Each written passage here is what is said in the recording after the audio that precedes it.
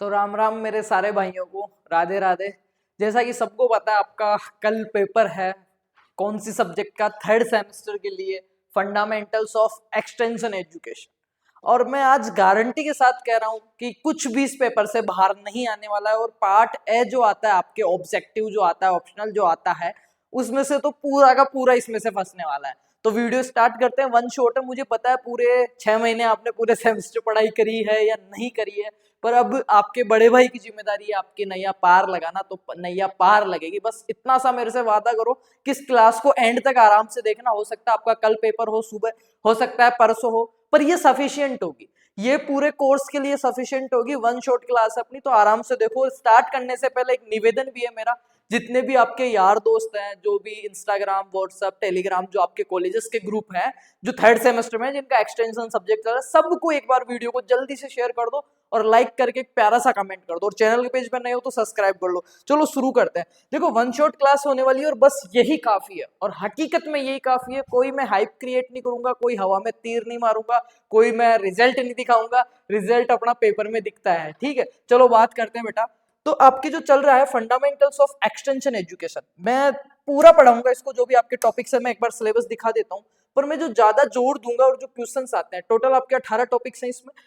Agriculture extension education क्या है, meaning, definition, scope, importance and process, objectives and principles of extension education, extension programme planning के बारे में दिया हुआ है, extension system in India, pre independence era और पोस्ट इंडिपेंडेंस एरा की जितनी भी स्कीम्स हैं, like Etawah pilot project, Nilokheri project, ठीक है, ये सारी अपन पढ़ने वाले हैं। आईएडीपी, आईएएपी, इनकी फुल फॉर्म आ जाती है और इनका ईयर पूछते हैं। और मैं अभी ट्रिक से सारे याद करवाऊंगा। केवीके किसने स्थापना करी थी, इसका सक्सेस का श्रेय किसको जाता है, भारत में सर्वप्रथम केवीके कहाँ पे और किस सन में खुला, राजस्थान का प्रथम केवीके क्या है, सारी बात करेंगे। केवीके का काम क्या होता है, किसके अंडर चलता है, आईवीएलपी क्या है, ओआर पी क्या है, ओल्ड वाला रहता है ये, ठीक है, एनडी क्या है, एनएटीपी की फुल फॉर्म क्या है, कंप्लीट बात करेंगे। इसके बाद में बात करेंगे सोशल जस्टिस एंड पॉवर्टी, इसके बारे में, आईडीए के बारे में, ये सारी चीजें अपन बात करने वाले हैं। New trends in agriculture extension, privatisation क्या है, साइबर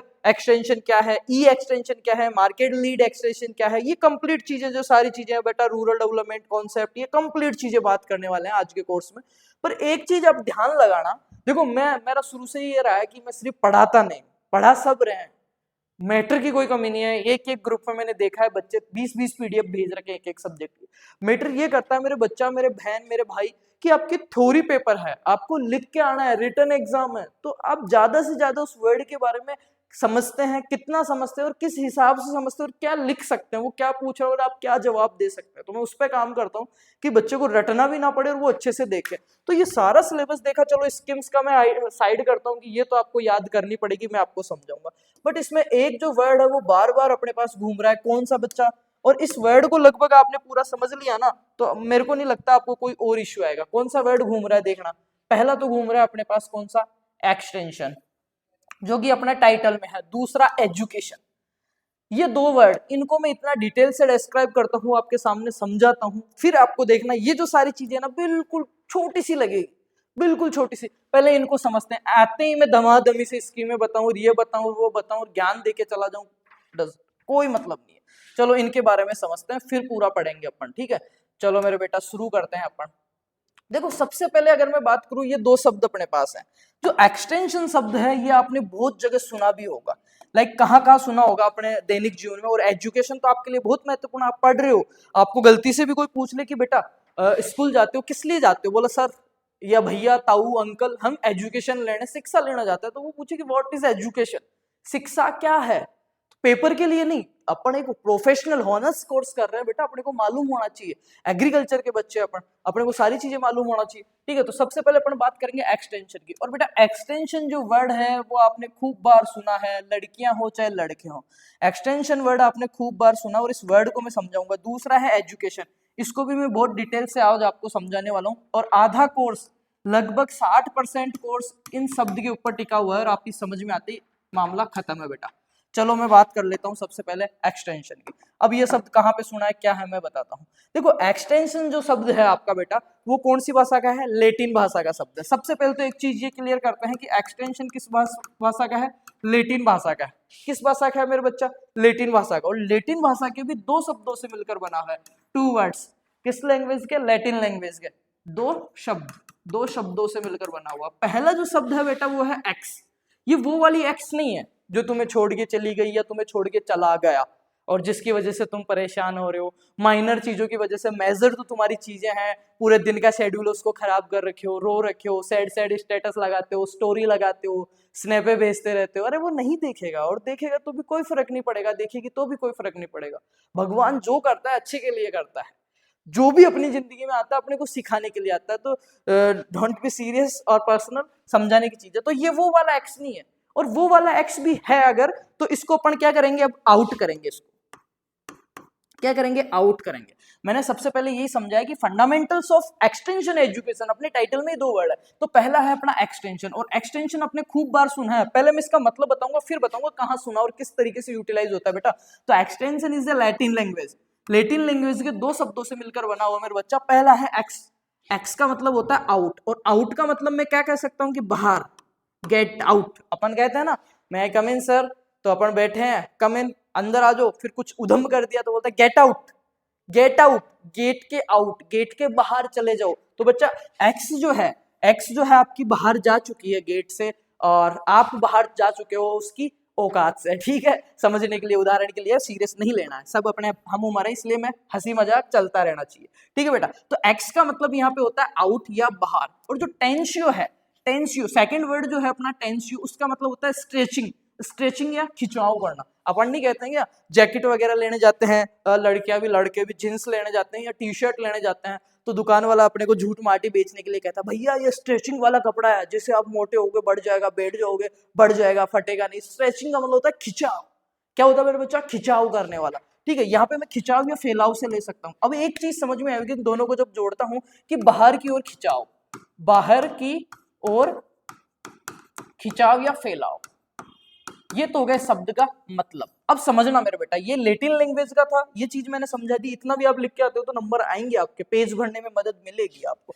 अब एक्सटेंशन बोर्ड आपने सुना होगा अपने घर पे, अभी मैं यूज भी कर रहा हूँ, यहाँ पे दिखा भी देता हूँ मैं। एक्सटेंशन बोर्ड कैसे आता है, जैसे मेरे पास ये चार्जर है, सपोज दैट, ठीक है, एक पावर प्लग में मैंने लगा दिया। एक्सटेंशन बोर्ड नहीं लेते क्या, ये प्लग है, यहाँ पे मैंने लगा दिया, और इतनी दूर डोरी ले जाते हैं, और ये लो, इसमें 1 2 3 4 5 6 सॉकेट लगे होते हैं। एक में चार्जर लगा लिया मैंने, एक में लैपटॉप चार्जर लगा लिया, एक में मैंने एलईडी लगा दी, एक में मैंने कैमरा लगा दिया, एक में मैंने वाईफाई लगा दिया, एक में मैंने मॉनिटर लगा दिया। तो ये क्या होता है, यहाँ से पावर को, यहाँ से क्या, बिजली को, ये तो अपने घर पे भी यूज होता है, लड़कियां भी जानती है, और सब कमरे पे रहते हो, मेरे को पता है, तुम सब लेके आ रखे हो, और सर्दियों में रजाई के अंदर ही रखते हो उस एक्सटेंशन को लगा के, अंदर ही चार्ज लगाते हो, और अंदर रजाई के अंदर बैठ के रील स्क्रॉल करते हो। पर रीले देख लो कोई बात नहीं, पर उस बोर्ड को क्या है ना, एक्सटेंशन बोर्ड बोलते हैं। वो क्या करता है, उस पावर को लाके वहां पे लाके फैलाव करता है। इतनी दूर पहले तो सप्लाई कर रहा है, फिर फैला रहा है उसको 6-7 सॉकेट में, 3 सॉकेट का भी आता है, 5 सॉकेट का भी आता है, 8 का भी आता है, तो अच्छी कंपनी का लेना।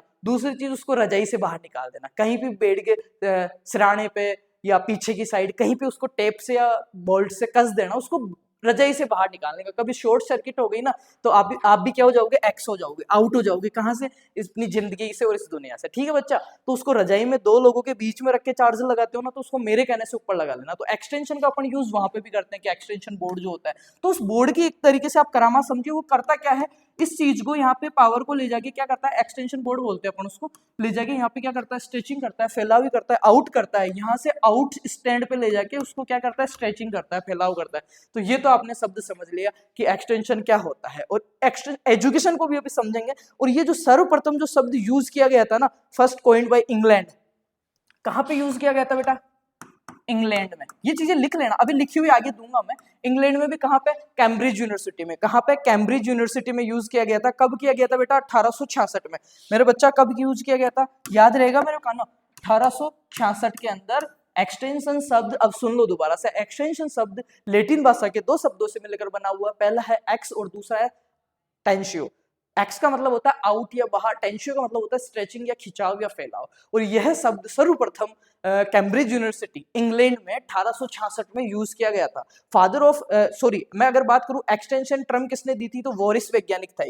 वोरिश, वोरिश रह है यहाँ पर, वोरिश वैज्ञानिक था जिसने एक्सटेंशन टर्म दी थी। एक्सटेंशन जो शब्द दिया था वो किसने दिया था बेटा, वोरिश ने दिया था। किसने दिया था, वोरिश ने दिया था। अब मैं बात करता हूं इसी में कुछ और चीजें कि फादर ऑफ, इसे मैं बात कर लेता हूं कि father of extension education in the world. Extension education, education को समझते हैं, फिर मैं आगे ये चीजें समझाऊंगा आपको। अब दूसरी बात आती है बेटा मेरे यहाँ पे, मेरे बच्चा मेरे काना, यहाँ पे बात आएगी ये लो एजुकेशन। एजुकेशन क्या है, व्हाट इज एजुकेशन। एक सेकेंड, कॉल आ रहा है, can I call you later, okay ठीक है। एजुकेशन, एजुकेशन का मतलब होता है शिक्षा।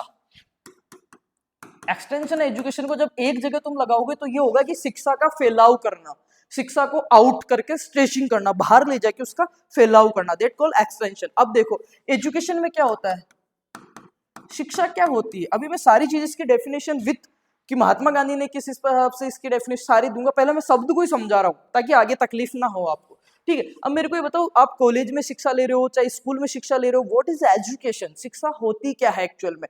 तो शिक्षा क्या होती है, देखो तीन चीज याद रखना, कास, कास याद रखना, KAS, इसके आगे अगर तुम VI लगा दोगे तो मेरा नाम बन जाएगा विकास। जैसे ही एजुकेशन आता है तो आपको याद रखने की यार एजुकेशन मतलब शिक्षा, और शिक्षा, अच्छी शिक्षा कौन देता है अपने को, विकास भैया देते हैं। कौन देते हैं, विकास भैया। तो V हटा देना और काश याद रखना। भैया क्या कह रहे हो, काश, काश का मतलब ये तीन वर्ड अगर आपको याद रहे ना बेटा, अगर ये क्वेश्चन आता है ना तो आपको पूरे में से पूरे नंबर मिलने वाले। के का मतलब यहाँ पे आप ले सकते हो किससे, किससे बेटा, नॉलेज से, नॉलेज, KNOWLEDGE, नॉलेज। और नॉलेज का मतलब अगर मैं हिंदी में लूं मेरे बच्चा तो क्या होगा, बता बेटा क्या होगा, ज्ञान। नॉलेज का मतलब होता है ज्ञान। ए का मतलब यहाँ पे मैं ले सकता हूँ एटीट्यूड, किससे ले सकता हूँ बेटा, एटीट्यूड से। और एटीट्यूड को हिंदी में क्या बोलते हैं, दृष्टिकोण, या एटीट्यूड भी मैं यहाँ पे लिख सकता हूँ एटीट्यूड। और एस का मतलब क्या होगा, स्किल्स, SKILLS, स्किल्स। स्किल्स को हिंदी में क्या कहते हैं, कौशल। अब सोचना, अब ये चीज क्या बता दी भैया, अगर ये तीन भी तुम लिख के आ जाते हो तो मजा आ जाएगा तुम लोगों को। क्या आ जाएगा बेटा, मजा आ जाएगा। अब समझना इसको कि एजुकेशन क्या होती है, समझना। किसी भी व्यक्ति को शिक्षा क्या करती है, उसकी तीन चीजों के अंदर क्या करती है, डिजायरेबल चेंज करती है। डिजायरेबल का मतलब मनपसंद, या डिजायरेबल का इच्छित बदलाव करती है। मैं यहाँ पे लिख सकता हूं कि अच्छे व मनपसंद बदलाव, मनपसंद बदलाव किसमें करती है बेटा, बदलाव तीन चीजों में करती है, K, A और S। के का मतलब नॉलेज में, एटीट्यूड में और स्किल्स में। अब समझना नॉलेज, एटीट्यूड और स्किल्स क्या है, एजुकेशन किसे कहेंगे वो समझा रहा हूं मैं। एजुकेशन किसे कहेंगे, देखो एजुकेशन का मतलब शिक्षा। शिक्षा तीन प्रकार की होती है, भी पढ़ेंगे, फॉर्मल, इनफॉर्मल और नॉन फॉर्मल, तीन प्रकार की। तीनों में समझाऊंगा, बहुत अच्छे से पढ़ाऊंगा, कोई डाउट नहीं रहेगा। पहले ये चीज समझो, कास क्या होता है। कास, के का मतलब होता है नॉलेज या ज्ञान, किसी भी चीज को लेके। आप स्कूल में जा रहे हो, कॉलेज में आ रहे हो, तो किसी भी चीज को क्या कर रहे हो आप, उसके बारे में नॉलेज ले रहे हो। किसी भी चीज के ऊपर काम करने से पहले, रिसर्च करने से पहले, पढ़ने से पहले अपने को उसके बारे में नॉलेज होना चाहिए कि व्हाट मीन्स, मेरे को ये रिमोट है, मैं इसको यूज तो बाद में करूंगा, किसके लिए ये बात, मेरे को इसका नॉलेज होना चाहिए कि इसमें कितने बटन हैं और कौन सा बटन क्या काम करता है, ठीक है। ये हो गया नॉलेज, पहली चीज। तो पहले तो नॉलेज। दूसरा होता है दृष्टिकोण, एटीट्यूड। मेरा क्या दृष्टिकोण है इस रिमोट के प्रति, अपने समाज के प्रति, मेरे साथ के लोगों के प्रति, आसपास के लोगों के प्रति, मेरे परिवार के प्रति और मेरी कौम के प्रति मेरा क्या एटीट्यूड है। एटीट्यूड का मतलब होता है दृष्टिकोण। अपन नहीं कहते क्या, कोई बंदा आता है क्या एटीट्यूड दिखा रहा है, तो वो एटीट्यूड होता है कि हाँ बिल्कुल रोब वाला। और एटीट्यूड का एक्चुअल में मतलब देखेंगे ना बेटा, लिटरली एटीट्यूड का मतलब पता है क्या होता है, एटीट्यूड का मतलब होता है दृष्टिकोण, कि मेरा तुम्हारे को लेके क्या एटीट्यूड है। कोई कोई कहता है ना कि मैं एटीट्यूड सिर्फ तुमको ही दिखाता हूं, उनको नहीं दिखाता, है ना। कोई कोई कहती है ना कि ये मेरा एटीट्यूड तुम्हारे लिए है, उनके लिए नहीं है, राइट। तो वो एटीट्यूड का मतलब होता है दृष्टिकोण, किस तरीके से मैं लोगों से पेश आ रहा हूँ, किस तरीके से मेरा बिहेवियर है उन लोगों से, किस तरीके से मैं उन लोगों से बातचीत कर रहा हूँ, क्या मैं उनसे मांग रहा हूँ, किस वे में, मेरा बॉडी लैंग्वेज क्या है, मेरी जो टंग लैंग्वेज है वो कौन सी है, मेरी लैंग्वेज टोन कौन सी है कहने का। एक तो होता है कि हाँ रे बच्चों खड़े हो जाओ पढ़ो, एक होता है कि हाँ प्यारे बच्चों कैसे हो आप, चलो अपन आज ये पढ़ते हैं। तो ये क्या है, दृष्टिकोण है कि मैं बच्चों को किस तरीके से देख पा रहा हूं। तो इस दृष्टिकोण में चेंज होएगा ये मैंने शिक्षा की ये बताया कि इनमें अच्छे और मनपसंद चेंज करने, तो ज्ञान में चेंज करना है तो ज्ञान में चेंज क्या करेंगे, इसको बढ़ाएंगे, घटाएंगे थोड़ी, गलत ज्ञान थोड़ी देंगे, इसको बढ़ाएंगे ही, इसको अच्छा करेंगे, इसको और इंप्रूव करेंगे। वैसे ही एटीट्यूड, एटीट्यूड अगर अपना खराब है, किसी के प्रति देखने का नजरिया, देखो किसी को 6 दिखता है, किसी को 9 दिखता है ना। एक टीचर है जो बहुत अच्छा पढ़ा रहा हूँ, मैं फ्री में पढ़ा रहा हूँ, तो कुछ लोगों को बहुत अच्छा भी लग रहा हूँ, कुछ लोग मेरे को गालियां भी देते हैं, वो उनका दृष्टिकोण है, वो उनका दृष्टिकोण है, उनको अच्छी एजुकेशन नहीं मिली है, वो अपनी गलती नहीं है, ठीक है। तो एक तो इन तीनों चीजों में चेंज होता है। तीसरी चीज है बेटा स्किल्स, मतलब कौशल या कौशल। स्किल्स क्या होती है, अब समझना स्किल्स क्या होती है। मैं एक पढ़ा रहा हूँ, वो भी एक स्किल है। आपके पापा को ट्रैक्टर चलाना आता है, आपको नहीं चलाना आता, वो क्या है, एक स्किल्स है। किसी को आप पंखे वाले के पास जाते हैं, पंखे को बांध देता है, जड़े हुए पंखे को रिपेयर करता है, वो क्या है, स्किल्स है। आपके कॉलेज में कोई भी चीज हो रही है, प्रैक्टिकल आपको करा रहे हैं, तो स्किल्स आपको सिखा रहे हैं। तो 3 चीजें सिखाते हैं। एजुकेशन का मतलब ही यही है कि किसी आदमी में किसी चीज को लेके कितना ज्ञान है, उसको बढ़ाया जाए, उसको अच्छा किया जाए। दूसरा, उसकी क्या अप्रोचेस है, वो किस आदमी से कैसे पेश आता है, क्या उसका एटीट्यूड है, क्या उसका दृष्टिकोण है किसी और को देखने का। एक महिला रास्ते रास्ते जा रही है अकेली, उसका दृष्टिकोण क्या है। एक लड़का और लड़की दोनों बाइक पे बैठ के हंसते हंसते जा रहे हैं, जिस बच्चे का एटीट्यूड बहुत अच्छा है, एग्जाम्पल से समझा रहा हूँ, अदरवाइज नहीं लेना है, तो वो ये भी समझ सकता है कि ये बहन भाई है, कोई समझेगा बॉयफ्रेंड गर्लफ्रेंड है, कोई समझेगा कि अच्छे दोस्त हैं। तो सबके दृष्टिकोण, जबकि अपने को पता नहीं कि वो कौन है, एक्चुअल में उनका रिश्ता क्या है, अपने को नहीं पता, ना अपन उनको जानते हैं, ना अपन ने बात करी, पर वो हंसते हंसते जा रहे हैं, पास पास बैठे हैं। तो एक अपना मनोभाव क्या कहता है, अपना एटीट्यूड, वो होता है दृष्टिकोण कि मैं किस तरीके, अगर मेरा पॉजिटिव एटीट्यूड है, मैं बहुत सकारात्मक रहता हूँ, मैं अच्छा सोचता हूँ, अच्छे लोगों में बैठता हूँ, तो मैं यही कहूंगा एक बार के लिए कि ये दोनों अच्छे दोस्त हो सकते हैं, बहन भाई हो सकते हैं, या ऐसा कुछ हो सकता है। और जिसका बिल्कुल गंदा रवैया है, गंदा दृष्टिकोण है, गंदा एटीट्यूड है, वैसे लोगों में रहता है, वही चीजें देखता है, तो वो क्या कहेगा, वो चीज है। तो एटीट्यूड मैटर करता है। तो अपन एजुकेशन में क्या सीखेंगे, एक तो ज्ञान सीखेंगे किसी बारे में, दूसरा है उसके बारे में दृष्टिकोण या एटीट्यूड, और तीसरा होता है स्किल्स बेटा, जो कि आपको अभी 16 कमेटी में जो स्किल एनहेंसमेंट कोर्स चले हैं, जितनी भी हाथ का काम होता है वो स्किल्स एनहेंसमेंट में आता है। जो भी आपकी स्किल्स है, किसी की स्किल्स होती है उसको ग्राफिक डिजाइन आता है, किसी को रील एडिट करना आता है, किसी को हंसना आता है, किसी को बोलना आता है, तो स्किल, इन तीनों के अंदर डिजायरेबल चेंज करते हैं, उसी को अपन क्या कहते हैं, एजुकेशन या शिक्षा कहते हैं। अब दोनों शब्दों को एक बार जोड़ना थोड़ा सा। वहां पे अपन ने क्या देखा बेटा, यहाँ पे अपन ने देखा कि बाहर की ओर फैलाव, किसका, बाहर की ओर फैलाव। अब यहाँ पे देखना, मैं उसको लिखता हूं। एक्सटेंशन का मतलब हमने पढ़ा कि बाहर की ओर फैलाव, और किसका फैलाव बेटा, 3 चीजें, किसका, शिक्षा का, एजुकेशन, एक्सटेंशन, एजुकेशन मतलब शिक्षा, और शिक्षा के अंदर क्या चीजें आई थी, किन चीजों का फैलाव कर रहा हूं मैं मेरे बच्चा, किन चीजों का कर रहा हूं, अब खुद बताओ, मैं नहीं बताऊंगा। विकास का, KAS, के का मतलब यहाँ पे क्या हो गया बेटा, ज्ञान का फैलाव करना, बाहर की ओर ज्ञान का फैलाव करना, दृष्टिकोण, एक अच्छे एटीट्यूड का फैलाव करना, एक अच्छी स्किल्स का फैलाव करना, ये चीजें। मेरे पास कोई ज्ञान है, मैं उसको बाहर फैला रहा हूँ, वो भी क्या है, एक तरीके से एजुकेशन, एक्सटेंशन एजुकेशन में आ रहा है। एटीट्यूड का मैं अच्छा एटीट्यूड देने के लिए बच्चों को प्रेरित कर रहा हूँ, एक अच्छी स्किल्स सिखा रहा हूँ, 10। तो ये तो हो गया आपका मतलब, हो गया इसका, आपके कोर्स टाइटल का। अपन चलते हैं अपने नोट्स के ऊपर और दमादमी से पढ़ते हैं, और बड़ा मजा आने वाला है यार, मैं कह रहा हूँ तुम सोच भी नहीं सकते, इतने इजी पढ़ेंगे अपन, बड़ा मजा आएगा तुम लोगों को। बोर तो नहीं हो रहे हो ना, अगर बोर भी हो रहे हो ना तो मैं खा जाऊंगा तुम्हें, क्योंकि बोर मेरे को पसंद है। कौन से वाले बोर हो, छोटे वाले या चोमू वाले, फैमिली बोर आते हैं, मोटे वाले, बता देना मेरे को, है ना, ठीक है बेटा। और क्लास को शेयर कर ही देना। अब ये यहाँ से चलते हैं अपन ऑफिशियल पढ़ते हैं, ज्यादा टाइम नहीं लगेगा, मैंने समझा दिया है, अब मजा आएगा पढ़ने में। देखो कि एजुकेशन या शिक्षा क्या होती है, यहां से पढ़ेंगे अपन।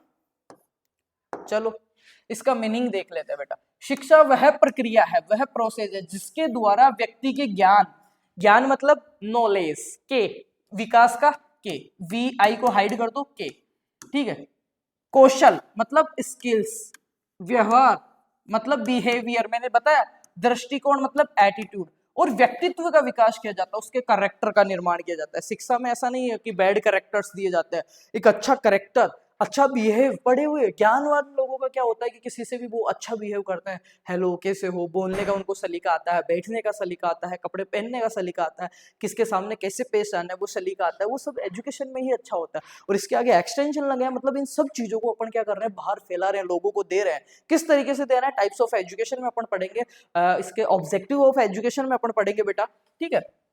तो ये डेफिनेशन है, दोबारा से दिखा देता हूं मैं, क्लीन। चलो, शिक्षा वह प्रक्रिया है जिसके द्वारा व्यक्ति के ज्ञान, कौशल, व्यवहार, दृष्टिकोण और व्यक्तित्व का विकास होता है। यह व्यक्ति के समग्र विकास, फिजिकल, शिक्षा में फिजिकल भी आएगा, कोई स्किल सीख रहा है तो कोई व्यायाम कर रहा है, योगा कर रहा है तो फिजिकल भी वो फिट हो रहा है, शरीर भी उसका, मेंटल, उसके मेंटल हेल्थ भी, जब उसका एटीट्यूड, दृष्टिकोण अच्छा हो जाएगा, भगवान की पूजा करेगा, सब में राम दिखेंगे तो मेंटल हेल्थ ऑलरेडी सही हो जाएगी। सोशल, ये मैंने बताया कि समाज को किस तरीके से देखता है, किस तरीके से, जिस तरीके से देखेगा उसी तरीके से वो बिहेव करेगा। एंड इमोशनल और मोरल, इमोशनल, चलो इमोशनल भी वो बहुत अच्छा सिखाती है शिक्षा, और मोरल होते हैं अपने एथिक्स। मोरल ये कि यार 100 रुपए पड़े हैं, कोई नहीं देख रहा, कोई भी नहीं देख रहा, पर इधर से 3 बच्चे गए थे, 100 रुपए पड़े थे, मैं उठा के मेरे जेब में डाल दिया, ठीक है, ये उसका मोरल था, उसके एथिक्स थे कि वो काम में ले रहा, उनकी मिठाई खा रहा। एक ही होता है कि नहीं यार मैं नहीं उठा सकता इनको, और उठा भी लिया तो यार मैं नहीं रखूंगा इनको, सुबह जाती पूछा तीनों से, यार भैया किसके हैं, जिसके हैं वो ले लो। तो ये होता है मोरल। और ये कब स्ट्रॉन्ग होते हैं, अपना मोरल, अपना बिहेवियर, अपनी emotional, social, mental and physical जो चीजें हैं वो कब स्ट्रॉन्ग होती है, जब अपन अच्छा नॉलेज लेते हैं। तो उसी को शिक्षा कहते हैं। कि अगर एक व्यक्ति, देखना अब समझना, एक यहाँ पे अनपढ़ आदमी है, आजकल तो मेरे को अनपढ़ अच्छे लगते हैं पढ़े लिखों से, फिर भी मैं समझा देता हूँ। यहाँ पर एक एजुकेटेड पढ़ा लिखा लड़का है और यहाँ पे एक अनपढ़ लड़का है, ये एक लड़की है, सपोज दैट एक लड़की है, ये पढ़ी हुई लड़की है एक, ठीक है, पर इस पढ़ी हुई लड़की है और एक अनपढ़ लड़की है। अब देखना, ये अनपढ़ जो लड़की है ना, वो फिजिकल भी फिट नहीं है, मैं उदाहरण के लिए समझा रहा हूँ, ठीक है, मेंटल भी ये थोड़ा प्रेशराइज रहती है कि मैं क्या करूंगी, सोशल अगर इसको 6-7 लोगों में खड़ा कर दो तो ये बात नहीं कर पाएगी अच्छे से, इमोशनल भी बहुत ज्यादा ये क्या है, वीक है या बहुत ज्यादा स्ट्रॉन्ग है, मोरल भी इसने इतने नहीं सीखे। एक पढ़ी हुई लड़की है, पढ़ी हुई लड़की है, उसका फिजिकल भी बहुत अच्छा होगा, मेंटल हेल्थ भी अच्छी होगी, अच्छी अच्छी किताबें पढ़ती है, सोशल भी अच्छी होगी, बाहर निकलती है, लोगों से मिलती है, इमोशनली भी वो अच्छी होगी, और उसके एथिक्स जो है मोरल भी अच्छे होंगे। तो मैंने बताया कि ये क्या करती है, शिक्षा चेंज कर देती है। और वो शिक्षा की तो डेफिनेशन पढ़ रहे हैं अपन कि डिजायरेबल चेंज इन KAS, के मतलब नॉलेज, ए मतलब एटीट्यूड, एस मतलब स्किल्स। चलो, यह व्यक्ति के समग्र विकास, फिजिकल, मेंटल और सोशल, इमोशनल एंड मोरल को सुनिश्चित करती है। डेफिनेशन देखो, महात्मा गांधी ने क्या कहा कि शिक्षा क्या है, ये लिख के आना अपने को। 3 डेफिनेशंस बताऊंगा मेरे बच्चा आपको कि महात्मा गांधी जी तो थे, उन्होंने कहा कि शिक्षा का अर्थ है शरीर, मन और आत्मा को संतुलन विकास। शरीर मतलब बॉडी, मन मतलब इमोशनल और मेंटल, और आत्मा मोरल, कि यार मेरी आत्मा गवाही नहीं दे रही कि मैं इस आदमी के थप्पड़ मार दूं, मेरी आत्मा गवाही नहीं दे रही कि इसको रोता छोड़ दूं, वो क्या मेरे एथिक्स हैं, वो मेरे मोरल है बेटा। तो एक आदमी का फिजिकल, उसका इमोशनल और सोशल और मेंटल और उसके मोरल, इन तीनों को संतुलन में ला दे, इनको अच्छा कर दे, इनका विकास कर दे, इनमें डिजायरेबल चेंज कर दे, उसी को एजुकेशन कहेंगे। ये कहा किसने, श्री श्री 1008 महात्मा गांधी जी ने। उसके बाद में हमारे आइकन स्वामी विवेकानंद जी, उन्होंने कहा विवेकानंद जी ने क्या कहा वो देखते हैं बेटा, कि शिक्षा मनुष्य में पहले से निहित पूर्णता की अभिव्यक्ति है, पहले से जो कमियां हैं उनको पूर्ण करने की एक तरीका है। और फिर बात करते हैं doctor RP Sharma. RP Sharma साहब ने क्या कहा एजुकेशन के बारे में, देखिए, शिक्षा वह प्रक्रिया है, शिक्षा वह प्रक्रिया है जो व्यक्ति को समाज में उपयोगी और कुशल बनाती है। समाज में उपयोगी कब बनेगा बेटा, जब उसको अच्छा बोलना आएगा, अच्छा एटीट्यूड होगा उसका और अच्छी स्किल्स होगी, तभी तो समाज के लिए उपयोगी है। नहीं तो आजकल जिस लड़के को बोलना नहीं आता, फिजिकल फिट नहीं है, मेंटल हेल्थ ठीक नहीं है उस बच्चे की, जिस बच्चे को कोई काम धंधा नहीं आता है, सोशलाइज वो नहीं है, उपयोगी नहीं है, उसको कोई स्किल्स ही नहीं है, घर पे पड़ा रहता है, तो वो समाज के लिए उपयोगी है, परिवार ही गाली दे देता है उसको, धमका देते हैं, मार, इज्जत नहीं मिलती, ठीक है, तो अनुपयोगी हो गया। तो उसको उपयोगी बनाने के लिए एजुकेशन बहुत महत्वपूर्ण है। ये मैंने एजुकेशन की 3 डेफिनेशंस आपको दी, आई थिंक आपको कोई भी दिक्कत नहीं रहेगी। अब बात करते हैं कि AIIMS of education. AIIMS of education, education के क्या क्या एम हो सकते हैं, ज्ञान प्रदान करना, अब तो आपको इनमें ज्यादा जोड़ नहीं आएगा, ज्ञान प्रदान करना, कौशल का विकास, कौशल का मतलब होता है कोई भी स्किल सिखाना, चाहे से वो प्रैक्टिकल स्किल्स में कोई सी भी हो, रोटी बनाना, होम साइंस वाली होती है, होटल मैनेजमेंट वाली होती है, बीएससी एग्रीकल्चर में क्या स्किल सिखाते हैं, फार्मिंग की और इससे रिलेटेड स्किल सिखाते हैं अपने को। व्यवहार और चरित्र का निर्माण बहुत जरूरी है बेटा, जिन लोगों के साथ रह रहे हो, व्यवहार और चरित्र का निर्माण आप बहुत अच्छा करना, यही लाइफ टाइम काम में आएंगे, डिग्री काम में आए कि नहीं आए। समाज के प्रति जिम्मेदारी सिखाना, मैंने बताया सोशलाइज, रोजगार एवं जीवन को कौशल विकसित करना, ये सब क्या है अपने शिक्षा के उद्देश्य हैं, ये आपको पूछ सकते हैं, आई थिंक आपने लिख लिए हैं। आगे चलते हैं बेटा, टाइप्स ऑफ एजुकेशन, ये है दमदार चीज, इसमें सीखने की चीज है। टाइप्स ऑफ एजुकेशन ये कितने प्रकार की होती है, 3 प्रकार की होती है, ठीक है, 3 प्रकार की होती है मेनली। अब मैं समझाता हूँ इसको। शिक्षा, शिक्षा तो पहले समझ में आ गया ना कि उन तीनों चीजों में चेंज करते हैं, उसको शिक्षा कहते हैं। महात्मा गांधी ने क्या कहा और उन्होंने क्या कहा वो चीज मैंने आपको बता ही दी है, ठीक है। अब बात कर लेते हैं इधर, शिक्षा तीन प्रकार की यहाँ पे पहली बात करते हैं बेटा फॉर्मल। कौन सी है? Formal education. फॉर्मल का मतलब समझना, सारा काम बिल्कुल सेटल होता है, टाइम पे आना, टाइम पे जाना, फिक्स शेड्यूल, आपका सिलेबस मैंने दिखाया कि 18 टॉपिक है तो 18 ही टॉपिक पढ़ना, 19वां टॉपिक भी नहीं पढ़ना, सुबह जाना शाम को आना, ड्रेस में जाना, और जब फिक्स टाइम 6 महीने ही उनको पढ़ना, उसके बाद में पेपर देना, फिर दूसरा पढ़ना, मतलब सारा सुव्यवस्थित तरीके से। लाइक स्कूल, कॉलेज और विश्वविद्यालय में मिलने वाली व्यवस्थित शिक्षा को ही क्या कहते हैं? फॉर्मल एजुकेशन कहते हैं बेटा। क्या कहते हैं मेरे बच्चा? फॉर्मल एजुकेशन कहते हैं। निश्चित पाठ्यक्रम और समय सीमा के अंदर पढ़ते हैं। मैंने पहले ही बता दिया फॉर्मल क्या होती है, जो कॉलेज में पढ़ते हैं, स्कूल में पढ़ते हैं, जहां पे ड्रेस, किताबें, सिलेबस, समय, जगह, हर चीज जगह स्कूल के अंदर उसी क्लासरूम में पढ़ाएंगे। 8 वालों को 8 वाले की, ऐसा नहीं कि उनको बाहर 12वीं वाले में बैठा देंगे, नहीं, हर चीज सुव्यवस्थित होती है, हर चीज एक कैरिकुलम बना के होती है, उसको बोलते हैं फॉर्मल एजुकेशन। निश्चित होती है सब चीजें पहले से, प्रशिक्षित शिक्षक द्वारा प्रशिक्षण दिया जाता है, उसमें टीचर्स भी फिक्स होते हैं। उदाहरण के लिए स्कूल की शिक्षा और बीएससी एग्रीकल्चर और कोचिंग आदि, ये क्या है? फॉर्मल एजुकेशन है। अब मैं बात कर लेता हूं बेटा इनफॉर्मल एजुकेशन, अनौपचारिक शिक्षा। घर पे, समाज में, टीवी से, मोबाइल से, अनुभव से मिलने वाली शिक्षा को क्या कहते हैं? इनफॉर्मल कहते हैं। फॉर्मल में तो पूरा वेल सेटल्ड है, इनफॉर्मल में क्या है? वेल सेटल्ड नहीं है। चलते चलते ही घर पे पापा ने थप्पड़ मार के कुछ सिखा दिया, दैट इज इनफॉर्मल एजुकेशन। ठीक है, समाज से किसी की शादी में गए थे, वहां पे कुछ सीख के आए, समाज में गए थे, एक लड़का आपके साथ का, उसने 1 रुपए और नारियल लेके शादी करी है, तो यह आपने सीखा वहां से, वो कौन सी हो गई? इनफॉर्मल एजुकेशन आ गई कि यार दहेज प्रथा खराब है, दहेज नहीं लूंगा। ठीक है, उसके बाद में टीवी में आपने सास बहू का नाटक देख रहे थे, लड़ाई करना सीख लिया। ठीक है, तो ये क्या हो गया? एक तरीके से इनफॉर्मल एजुकेशन हो गई। मोबाइल चला रहे थे, गंदी गंदी रील्स देख रहे हो, वहां से कुछ सीख लिया, वो भी एक तरीके से क्या है? आपकी इनफॉर्मल एजुकेशन ही है। अनुभव तो आपके बहुत ही गंदे हैं, अनुभव से तो आप सीखना ही कहाँ चाहते हो, आपको तो सारा कुछ रील से सीखना है। तो ये सारी जो चीजें होती है वो इनफॉर्मल में आती है। इसके लिए देखो क्या होती है, इनफॉर्मल एजुकेशन में क्या होता है? सेम फॉर्मल से उल्टा। देखो, कोई निश्चित पाठ्यक्रम नहीं होता, कोई भी कुछ सिखा देता है, ठीक है, और जीवन भर चलता रहता है, जब तक मरते हो तब तक सीखते ही रहते हो, मरने के बाद भी सीखते हो कि अपनों के अलावा कोई नहीं आता। उदाहरण के लिए माता पिता से सीखना, टीवी से सीखना, यूट्यूब से सीखना, खेत खलियान से सीखना। तो खेत खलियान तो आपकी जिंदगी में है नहीं, माता पिता को आप इतना इंपॉर्टेंस दे नहीं रहे हो, आपका टीवी आपने छोड़ दिया है, यूट्यूब पे मेरी क्लास है आप देखते नहीं हो, तो आपके लिए तो क्या है? मोबाइल है मेन चीज, शिक्षा। ठीक है, तो मेरा कहने का मतलब है, बुरा नहीं मानना, मैं उदाहरण दे रहा हूँ, थोड़ा हंस नहीं रहा हूँ, आज हंसने की कमी आई हुई आगे से। ठीक है, कोई बात नहीं बच्चा, मजा आ रहा होगा, पर मजा आएगा, अभी फ्लो बनेगा, एजुकेशन में इसको इतना तगड़ा पढ़ेंगे अपन। मैंने बताया फॉर्मल और इनफॉर्मल। फॉर्मल में सब चीजें क्या होती है? फिक्स होती है। इनफॉर्मल में कोई चीजें फिक्स नहीं होती है। ठीक है, कोई निश्चित पाठ्यक्रम नहीं होता, कोई निश्चित समय सीमा नहीं होती है। अब आती है बेटा कौन सी? Non formal. कौन सी आती है बेटा? नॉन फॉर्मल, जो कि स्कूल के और परिवार के बाहर दी जाने वाली। तो ये देखो कौन सी होती है?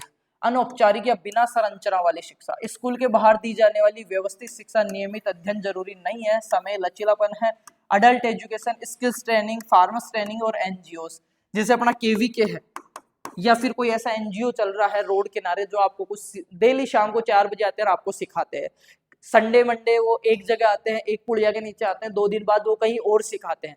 तो वो एनजीओ वो हो जाती है किसकी? नॉन फॉर्मल में आती है। वहां पे ना तो समय फिक्स होता है, समय का कोई वो नहीं है, लचीलापन होता है, नियमित अध्ययन जरूरी नहीं है, जिसकी इच्छा है वो जा रहा है, जिसकी इच्छा है वो नहीं जा रहा है। बट फॉर्मल एजुकेशन में क्या होता है? एवरीवन, सबको प्रेजेंट रहना जरूरी है। अगर किसी की 75 से कम अटेंडेंस हो रही है तो वो पेपर ही नहीं दे पाएगा। मतलब वहां पे स्ट्रिक्ट रूल्स होते हैं, ऑलरेडी चीजें वेल सेटल्ड होती है, नियमित क्लासेस होती है, पहले से आपका सिलेबस, आपका टाइम, हर चीज, आपकी ड्रेस, आपकी क्लासरूम, आपका टीचर, सब्जेक्ट टीचर, सब चीजें फिक्स होती है, वो आती है फॉर्मल में। और आप अनुभव से, माता पिता से, घर पे सीख रहे हो, वो आती है इनफॉर्मल में। फिर आती है नॉन फॉर्मल, जो एनजीओस वगैरह से अपने को मिलती है स्वतंत्र रूप से, वो आती है नॉन फॉर्मल एजुकेशन। तो ये 3 प्रकार की अपन ने एजुकेशन देखी। अब मैंने जोड़ दिया उसके आगे एक्सटेंशन को, जो कि अपना मेन है एक्सटेंशन एजुकेशन। और एक्सटेंशन का मैंने मतलब बता दिया था सारा कुछ आपको कि एक्सटेंशन क्या है, लैटिन वर्ड है, सबसे पहले कहाँ यूज हुआ, कैम्ब्रिज यूनिवर्सिटी इंग्लैंड में यूज हुआ। इसका मतलब क्या होता है? एक्स का मतलब होता है आउट, टेंशियो का मतलब होता है स्ट्रेचिंग या खिंचाव। अब इसमें बात करते हैं विस्तार शिक्षा। अब उस शिक्षा में 3 चीज याद रखना, KAS। के का मतलब नॉलेज, ए का मतलब एटीट्यूड, एस का मतलब स्किल्स। इन तीनों चीजों का क्या करना? विस्तार करना अच्छे से, उसी को अपन क्या कहेंगे? Extension education. Wait a minute, ठीक है, आगे बात करते हैं इसी में। एक्सटेंशन एजुकेशन खासकर कृषि, ग्रामीण विकास, स्वास्थ्य, पोषण, पशुपालन आदि क्षेत्रों में किसानों और ग्रामीणों को समाज में नई तकनीकें सिखाने की शिक्षा है।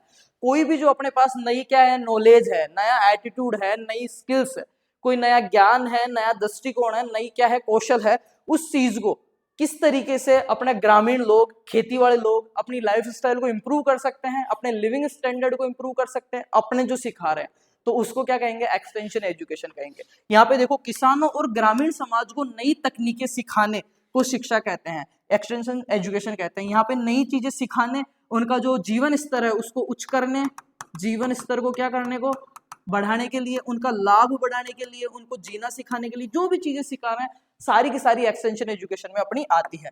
चलो बेटा आगे बात कर लेते हैं इसी में अपन। इसका मीनिंग क्या है वो देख लो आप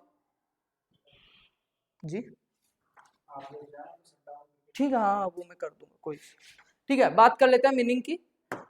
विस्तार शिक्षा वह शिक्षा है, देखो अभी तक अपन चल ही रहे हैं, पूरा सिलेबस करने में बड़ा मजा आएगा। अभी देखो, विस्तार शिक्षा मतलब आपकी एक्सटेंशन एजुकेशन वह शिक्षा है जो किसानों, ग्रामीणों को उनके वास्तविक कार्यस्थल पे, वास्तविक कार्यस्थल, भाई ग्रामीणों का और किसानों का वास्तविक कार्यस्थल क्या होता है, अपने माता पिता का हकीकत में ऑफिस क्या है, खेती अपने या पशु है, ठीक है, वहीं पे तो वो काम करते हैं बेटा। फील्ड एंड कम्युनिटी, समाज पर नई नई तकनीकें, नए ज्ञान और कौशल, वही चीजें आ रही है। देखो, नई टेक्निक्स, नया नॉलेज के, नया कौशल, एस स्किल्स सिखाने के लिए दी जाती है ताकि उनका जीवन स्तर सुधर सके। मैंने पहले ही बता दिया कि उनके लिविंग स्टैंडर्ड को, उनका जीवन स्तर को अच्छा करने के लिए जो ज्ञान, जो कौशल, जो तकनीकें दी जाती है उसी को एक्सटेंशन एजुकेशन कहते हैं। एक्सटेंशन एजुकेशन की डेफिनेशन यहाँ पे देखो बेटा, ये एक कैल्सी एंड हेरन वैज्ञानिक था, उसने कहा कि extension education is an applied science that applied science है दैट टीच, जो सिखाती है क्या, रूरल पीपुल्स, गांव वाले लोगों को, how to improve their present life. ये एक ऐसी अप्लाइड साइंस की ब्रांच है जो क्या करती है, टीच करती है, सिखाती है ग्रामीण लोगों को। क्या सिखाती है, शहर में तो वैसे ही सारे एजुकेटेड है, तो ग्रामीण लोगों को सिखाती है। और क्या सिखाती है, यहाँ पे देखो, that teach rural peoples how to, कैसे वो इम्प्रूव, अच्छा कर सकते हैं, देयर, उनकी प्रेजेंट लाइफ, उनके वर्तमान के जो जीवन जी रहे हैं, जो अभाव हैं, जो गरीबी है, जो कमियां हैं, जो नजरिया है, जो स्किल्स है, जो ज्ञान है, उसको उस एजुकेशन से कैसे वो इम्प्रूव कर सकते हैं, उसी को एक्सटेंशन एजुकेशन कहेंगे बच्चा। क्या कहेंगे, एक्सटेंशन एजुकेशन कहेंगे। विस्तार शिक्षा एक अनुप्रयुक्त विज्ञान है जो ग्रामीणों को उनका जीवन सुधारने की कला सिखाता है। चलो बढ़िया है भाई। अब ये एनसीमेंजर वैज्ञानिक था, उन्होंने क्या कहा वो देख लेते हैं कि एक्सटेंशन एजुकेशन इज वर्किंग, काम करती है, विथ द, के साथ, rural peoples along their own life. ये उनके, देखो विस्तार शिक्षा और ग्रामीणों के साथ उनके तरीके के साथ काम करना है। इन्होंने ये कहा, इन वैज्ञानिक ने, कि जो एक्सटेंशन एजुकेशन है वो किसानों के और ग्रामीण लोगों के साथ काम करके उनको सिखाने को ही एक्सटेंशन एजुकेशन कहेंगे। मतलब उनके, आगे बात करते हैं ऑब्जेक्टिव्स क्या है एक्सटेंशन, बड़े क्वेश्चन में आ सकता है कि एक्सटेंशन एजुकेशन के ऑब्जेक्टिव क्या है। तो देखो, किसानों को नई नई तकनीकी सिखाना, कोई भी नई चीज आई उसको अपन सिखा रहे हैं, वो एक्सटेंशन एजुकेशन ही है। कैसे, एक्सटेंशन का मतलब बाहर, एजुकेशन का मतलब वो तीन चीजें, तो वही तो चीजें सिखा रहे हैं बच्चा, ठीक है। उत्पादन और प्रोडक्शन को बढ़ाना, ग्रामीणों का विकास, सामाजिक परिवर्तन लाना, जागरूकता लाना, लीडरशिप का विकास करना, इसकी विशेषताएं क्या है, देखो ये विशेषताएं देख लेते हैं एक बार इसकी। फील्ड बेस, खेत स्तर पे सिखाना, नीड बेसिस, जिनको जरूरत है उनको सिखाना, और कंटिन्यूस प्रोसेस, लगातार चलने वाली प्रोसेस है, कुछ ना कुछ सीखते रहते हैं। Extension education learning by doing, करके सिखाना। अभी इस पे मैं बताऊंगा लर्निंग बाय डूइंग, अपने जो है कौन बाडगर है, उनके एक्सपीरियंस जो है कि सुनने से कितना सीखता है आदमी, करने से कितना सीखता है, देखने से कितना सीखता है वो। प्रॉब्लम सॉल्विंग अप्रोच, ये सारी चीजें क्या है, विशेषता है किसकी, एक्सटेंशन एजुकेशन की। इन पे ज्यादा जोर नहीं देते हैं, आगे चलते हैं जल्दी जल्दी, बड़ा मजा आएगा। आगे की जो स्लाइड्स है ना बहुत दमदार होने वाली है। ये प्री इंडिपेंडेंस एरा, ये स्कीम है, बहुत प्यार से समझाऊंगा आपको मैं। Types of education, extension education कितने प्रकार की होती है देख लो, फिर अपन अगले टॉपिक्स में घुसते हैं। पहली है बेटा यहाँ पे एग्रीकल्चरल एक्सटेंशन, किसानों को कृषि तकनीक सिखाना, इम्प्रूव सीड के बारे में बताना, फर्टिलाइजर्स के बारे में बताना, खाद उर्वरक का उपयोग कैसे करते हैं, प्लांट प्रोटेक्शन के बारे में बताना, और सिंचाई के बारे में बताना। ये क्या हो गई, एग्रीकल्चर एक्सटेंशन हो गई। और होम साइंस एक्सटेंशन में क्या कहते हैं, गृहिणी या महिलाओं को गृह प्रबंधन, पोषण, सिलाई, कढ़ाई, स्वास्थ्य संबंधित ज्ञान देना। फिर आता है वेटनरी एक्सटेंशन, पशुपालन, डेयरी, पशु स्वास्थ्य आदि को सिखाना। फिर आता है कम्युनिटी डेवलपमेंट एक्सटेंशन, ग्रामीण विकास, स्वच्छता, जल संरक्षण आदि को सिखाना। ये बहुत इजी चीजें, इनमें ज्यादा माथाफोड़ी नहीं करेंगे क्योंकि मैंने बहुत पहले से इनको बहुत अच्छा समझा दिया है। अब बात करते हैं मेथड्स ऑफ एक्सटेंशन एजुकेशन, इसको सिखाने की विधियां। ठीक है, तो इसको कैसे कैसे सिखा सकते हैं, दो रूप से अपन सिखा सकते हैं इसको। देखो पहला कौन सा है अपना, 3 आ रहे हैं। पहला बात करते हैं, पहला इंडिविजुअल रूप से। इंडिविजुअल एक्सटेंशन एजुकेशन मैंने बताया कि ये चीजें सिखाते हैं, पर सिखा कैसे सकते हैं, टाइप्स ऑफ ऑब्जेक्टिव्स मैंने बता दिए कि क्यों सिखाते हैं। अब मैं बात कर रहा हूँ बेटा टाइप्स की, इसके टाइप्स क्या क्या हो सकते हैं, कितने प्रकार से सिखा सकते हैं। तो पहला अपने पास है इंडिविजुअल मेथड। कौन सा है, इंडिविजुअल। इंडिविजुअल का मतलब होता है व्यक्तिगत रूप से। इसमें देखो कौन कौन से आएंगे, फार्म विजिट, कौन कौन से आए बेटा यहाँ पे देखना, फार्म विजिट, व्यक्तित्व सलाह, पत्र, कॉल या मैसेज से। पर्सनल, इंडिविजुअल रूप से। कोई नहीं कहता क्या ओए मैं नेताजी को व्यक्तिगत रूप से इंडिविजुअल जानता हूँ, वो मैं जाते मेरे को राम राम करते हैं। इंडिविजुअल मतलब सामने सामने बिल्कुल अकेले, पर्सनल जानते हैं मेरे को। तो पर्सनल उनके फार्म पे विजिट करके, किसी किसान के व्यक्तिगत सलाह देके, मोबाइल पे पत्र लिखे, कॉल से। दूसरा होता है ग्रुप मेथड। ग्रुप मेथड में किसान गोष्ठी, 10-20 किसानों को एक जगह बिठा लिया, नाश्ता वास्ता दे दिया, कुछ बीज के बारे में, फर्टिलाइजर के बारे में सिखा रहे हैं उनको, किसान गोष्ठी कहलाती है। प्रशिक्षण देना, ट्रेनिंग देना, समूह चर्चा, प्रदर्शन, डिमॉन्स्ट्रेशन, ये शब्द अपने पास बार बार आएगा, इसको बहुत डीप से समझेंगे। तीसरा है बेटा यहाँ पे मास वाला, मास मेथड्स। मास मेथड्स में क्या होता है, बहुत सारे लोगों को, अकेला आदमी, जैसे आपके नरेंद्र मोदी करते हैं रेडियो पे मन की बात, मन की बात, तो उस टाइम उनको 2 लाख लोग सुन रहे होते हैं, सपोज दैट। इधर सुनाने वाला अकेला है, तो अकेला आदमी 2 लाख से कांटेक्ट कर रहा है, that is mass method. Radio और टीवी पे, सो यूट्यूब पे मैं एक क्लास डाल दिया, इसको 10,000 लोग देखेंगे, तो मास वाला हो गया। मैं अकेला 10,000 लोगों को सिखा रहा हूँ, दैट कॉल क्या है ये एक्सटेंशन में। शिक्षक 3 प्रकार से किया जाता है, सिखाने की विधियां 3 प्रकार की है। एक तो इंडिविजुअल, डायरेक्ट मैं बच्चे के पास जाके सिखा के आऊं। दूसरा है कि मैं व्हाट्सएप पे, कॉल पे एक बच्चों को ग्रुप में जोड़ के सिखाऊं। एक है कि मैं पब्लिक चीजें डाल दूं कि सब सीख ले।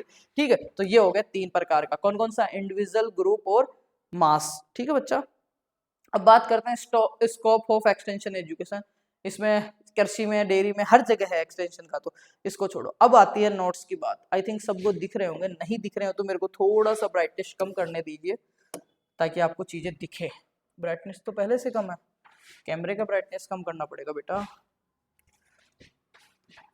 चलो इसको कम करता हूँ, फिर क्लास को कंटिन्यू करते हैं। अब आएगा मजा, ये मेरे सेल्फ नोट्स है बेटा।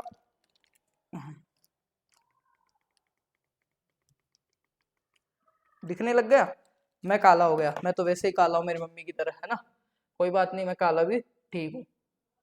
अब बात करते हैं, यहाँ से मजा आएगा। 10 पेज है, उनमें पूरा याद करवा दूंगा, वो सेम चीजें आएगी। 2 मिनट के लिए रिवाइज करवाऊंगा, बुरा नहीं मानना किसी भी बच्चे को, ठीक है। एक्सटेंशन, एक्स मतलब आउट, टेंशियो मतलब stretching. Extension is coin of at England, England में हुआ था सर्वप्रथम इसको 1866 में कैम्ब्रिज यूनिवर्सिटी में। और एक्सटेंशन जो टर्म है वो किसने दी थी, वॉरिश, VORHECS, वॉरिश वैज्ञानिक था, उन्होंने दी थी। एक्सटेंशन एजुकेशन, ये शब्द भी इंग्लैंड में 1873 में आया था सर्वप्रथम। एक्सटेंशन एजुकेशन जो शब्द है सबको दिख रहा होगा, ये भी सर्वप्रथम इंग्लैंड में आया था 1873 में। और KAS, के का मतलब नॉलेज, ए का मतलब एटीट्यूड, और स्किल्स में डिजायरेबल चेंजेस करना, अपनी इच्छा से इनमें अच्छे से अच्छा बदलाव करते हैं, उसी को शिक्षा कहते हैं।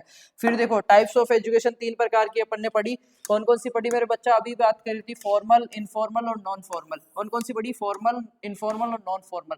फॉर्मल में क्या था, स्कूल कॉलेज सारी चीजें फिक्स थी, सिलेबस, टाइम सब राम। इनफॉर्मल में क्या था कि घर से, परिवार से, वहां से सीख रहे थे, लाइफ टाइम सीख रहे थे। नॉन फॉर्मल में क्या था, एक्सटेंशन एजुकेशन आती है, एक्सपीरियंस से सीखते हैं और अपने एनजीओस वगैरह आते हैं। अब ये चीजें हैं जो आपके पार्ट ए में आएगी, बहुत ही ज्यादा इंपॉर्टेंट है बच्चा। Father of extension education in world, father of extension education in the world कौन है, जेपी लिग्नस। कौन है, सॉरी पेन गिर गया। कौन है, जेपी लिग्नस। कौन है JP Leagans, father of extension education in the world, father of extension education in the world. Father of extension education in India, KN Singh. कौन है बेटा, KN सिंह। ये कौन है, father of extension education in India. Father of university extension education कौन है, James Stuart. कौन है, जेम्स स्टुअर्ट। ये कौन है, father of university extension education, university extension education का जनक है।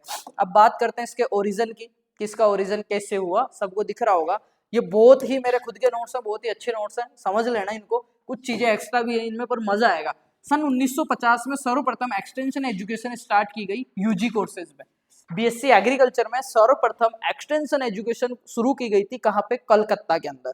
कहाँ पे, कलकत्ता में। कब, 1950 के अंदर, 1950 में कलकत्ता के अंदर स्टार्ट की गई यूजी के अंदर। बैटरी कितनी है, 86%। चलो सेकंड, 1955 में 5 साल बाद में पीजी कोर्सेज में, एमएससी के अंदर पीजी कोर्सेज में एक्सटेंशन एजुकेशन को इन्वॉल्व किया गया। कहाँ पे, साबौर एग्रीकल्चर यूनिवर्सिटी बिहार में, साबौर एग्रीकल्चर यूनिवर्सिटी बिहार के अंदर। यहाँ पे आप देख सकते हो Sabour agriculture university Bihar. Third number पे 1961 में पीएचडी कोर्सेज में स्टार्ट किया गया आईआरआई न्यू दिल्ली के अंदर। कहाँ पे बेटा, आईआरआई न्यू दिल्ली के अंदर पीएचडी कोर्सेज में। ये तो हो गई इसकी एक्सटेंशन एजुकेशन का ओरिजिन। अब बात करते हैं इसी में आगे, एक्सटेंशन इन यूएसए। तो ये आपके दिया हुआ नहीं है, फिर भी पूछ ले तो मैं समझा देता हूँ। एक्सटेंशन के 3 रूल आए, 3 एक्ट आए, 3 में क्या कह सकता हूँ, एक्ट कह सकता हूँ एक्सटेंशन के अंदर, यूएसए के अंदर। पहला एक्ट जो आया था 1862 में, मॉरिल एक्ट।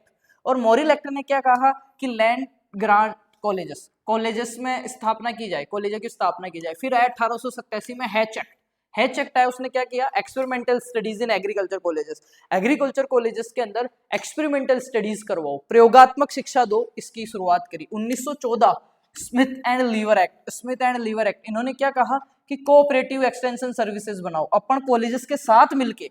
ये एक्सटेंशन की बात कर रहा हूं मैं, कि सबसे पहले 1862 में मोरिल एक्ट आया, और मोरिल एक्ट के तहत क्या कहा गया कि एक्सटेंशन के लिए कॉलेजेस की स्थापना करो, ग्रांट कॉलेजेस की। फिर 1887 में हैच एक्ट आया, उन्होंने क्या कहा कि एग्रीकल्चर कॉलेजेस में एक्सपेरिमेंटल स्टडीज को चालू करो। फिर 1914 में स्मिथ एंड लीवर एक्ट आया, तो इन्होंने क्या कहा कि अपन कॉलेजेस के साथ मिलकर और एनजीओस के साथ मिलकर एक्सटेंशन सर्विसेज चालू करते हैं और इसको बहुत अच्छे से आगे बढ़ाते हैं।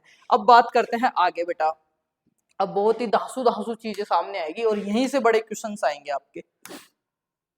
ऑब्जेक्टिव्स ऑफ एक्सटेंशन एजुकेशन, मैंने अभी बताया कि सारी चीजें कैसे, उनके लाइफ स्टाइल को, सब चीजों को इंप्रूव करना। फिर एक चीज सिखाता हूँ आपको, ये चीजें देखना, एम, ऑब्जेक्टिव, गोल और टारगेट, 4 शब्द हैं।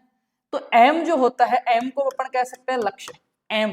तो एम क्या होता है, ब्रॉडेस्ट डिस्टेंस, सबसे दूर वाला, आपके लक्ष्य से सबसे दूर, कि मेरा एम है अगले 10 साल में मैं ये करूंगा, तो ये सबसे दूर है। अब इस एम के लिए अगर आप एफर्ट्स लगा रहे हो, उनको कहेंगे ऑब्जेक्टिव्स, एफर्ट्स एंड टूवर्ड्स, जो मतलब उस तक पहुंचने के लिए जो काम कर रहे हो। फिर उसके बाद में आता है, जब एफर्ट्स लगाते हो तो आपका गोल सेट होता है। पहले गोल वो होता है कि यार 10 साल में मेरा ये तो टारगेट है, एम है, पर मेरा अभी गोल ये है कि अगले 1 साल में मैं ये चीजें करूं। फिर आता है बेटा आपका टारगेट, और टारगेट क्या होता है, शॉर्टेस्ट या क्लोजेस्ट डिस्टेंस होती है आपके उसकी।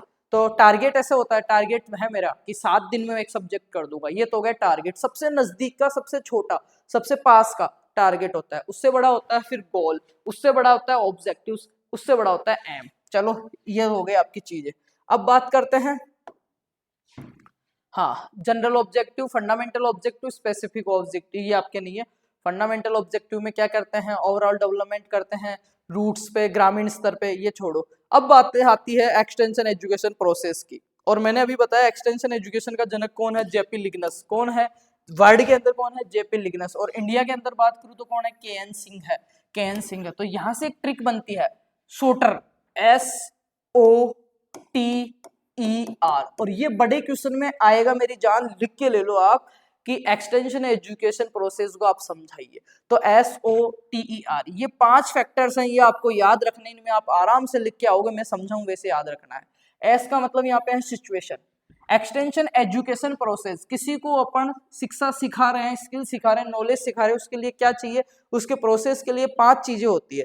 5 चीजों में पहली चीज आती है सिचुएशन। सिचुएशन का मतलब होता है स्थिति, सिचुएशन व्हाट इज नाउ, कि वहां पे क्या स्थिति है, एक्चुअल में क्या चल रहा है। अपन सिखाना तो चाहते हैं पर वर्तमान में क्या स्थिति है।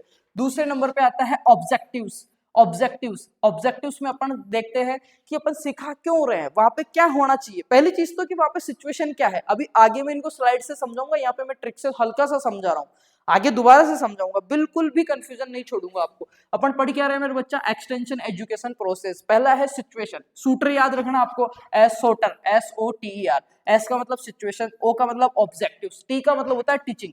हाँ, ऑब्जेक्टिव में हमने देखा कि क्या होना चाहिए, व्हाट शुड बी, वहां पे क्या चाहिए। पहले तो देखा कि सिचुएशन क्या है, स्थिति क्या है उन लोगों की, कितना उनको आता है, नहीं आता है, कितना नॉलेज है, कितना स्किल्स है उनके पास। दूसरा हमने देखा कि ऑब्जेक्टिव, हमारा उद्देश्य क्या है, कि यहाँ पे क्या होना चाहिए, कैसे सिखाएं, ऑब्जेक्टिव वो होता है। तीसरे नंबर पर आता है टीचिंग, उनको सिखाने के लिए व्हाट टू टीच, कैसे उनको सिखा सकते हैं, टीच। फिर आता है भाई इवैल्यूएशन, उनका रिजल्ट देखना, उनका मूल्यांकन करना। फिर आता है SOTER, आर का मतलब होता है उनको बार बार रिपीट करवाना, उस चीज को बहुत अच्छा कर देना। तो ये क्या है आपका एक्सटेंड एजुकेशन प्रोसेस है। इसको मैं आगे बहुत अच्छे से ट्रिक से समझाऊंगा। यहाँ पे मैंने थोड़ा सा आपको डिटेल्स में समझाया है ताकि आपको थोड़ा सा यहाँ पे समझ में आ जाए, आगे पूरा समझ में आएगा। अब एक अपने चलता है कॉन ऑफ एक्सपीरियंस।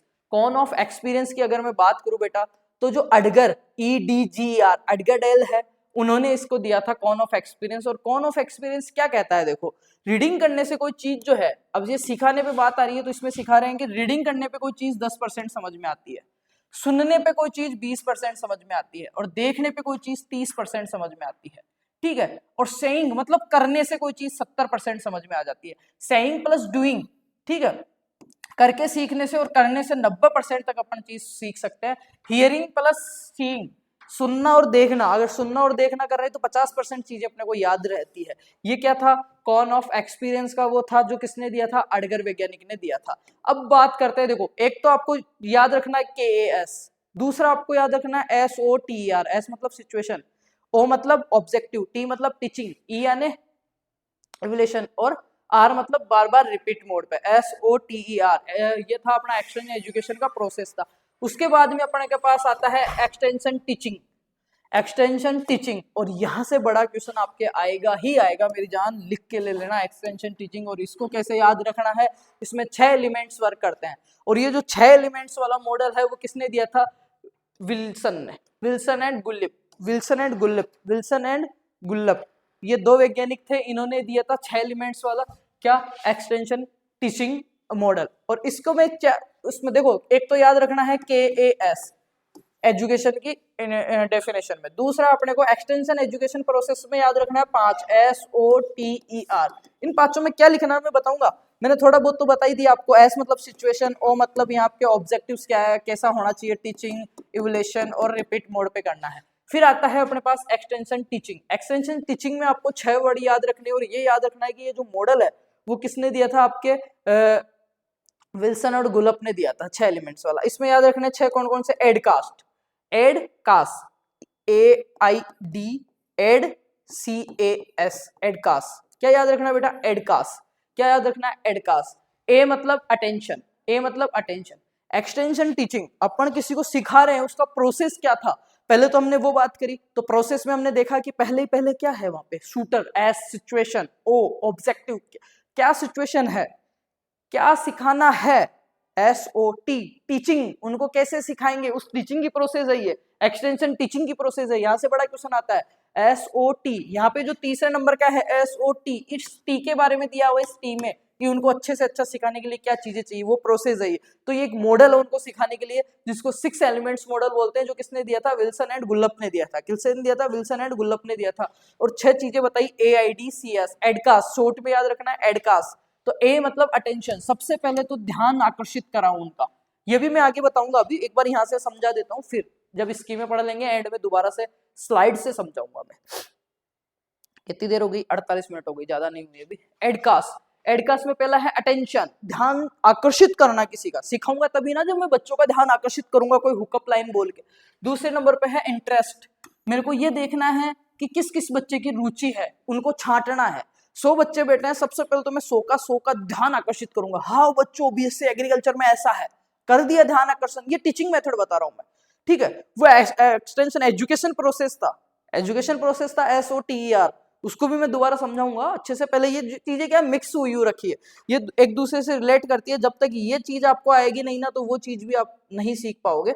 एक बार मैं चार्जर को निकाल देता हूँ यहाँ से। हाँ, अब मैं पानी पी लेता हूँ, गला मेरा सूख रहा है बेटा, कंटिन्यू बहुत देर हो गई, फिर ढंग से सिखाता हूँ।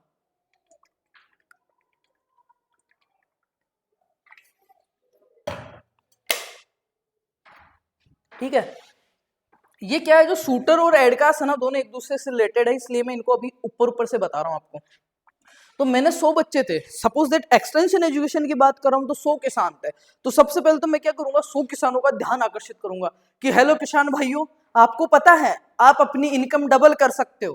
पहला वो काम क्या किया मैंने, उनका ध्यान आकर्षित कर लिया। दूसरा देखो क्या करूंगा, इंटरेस्ट। फिर मैं देखूंगा कि इनकम डबल करने में कितने किसान इंटरेस्टेड है, तो मैं मार्क कर लूंगा ये आगे की 3, पीछे की पूरी लाइन है, पीछे की एक लाइन को छोड़ के पूरी लाइन है, ये क्या है इंटरेस्टेड है। तो मैंने क्या किया, उनको मार्क कर लिया, उनकी रुचि पैदा करी, नहीं थी तो रुचि पैदा करी, और जिनकी रुचि है उनको मैंने क्या किया, अलग से मूल्यांकन कर लिया, मार्क कर लिया। फिर आएगा उसमें क्या, तीसरे नंबर पे AID, DCIP, कॉन्वोकेशन, एक्शन, है ना, और सर्टिफिकेशन। हाँ ये कर लिया। फिर मैं देखूंगा कि उनमें से इच्छा किस किस की है, डिजायर किस किस की है, इच्छा किस किस की है। सबसे पहले तो ध्यान आकर्षित किया, फिर जिनका रुचि है उनको इकट्ठा किया, फिर मैंने ये देखा कि उनमें से इच्छा किस किस की है काम करने की मेरे साथ।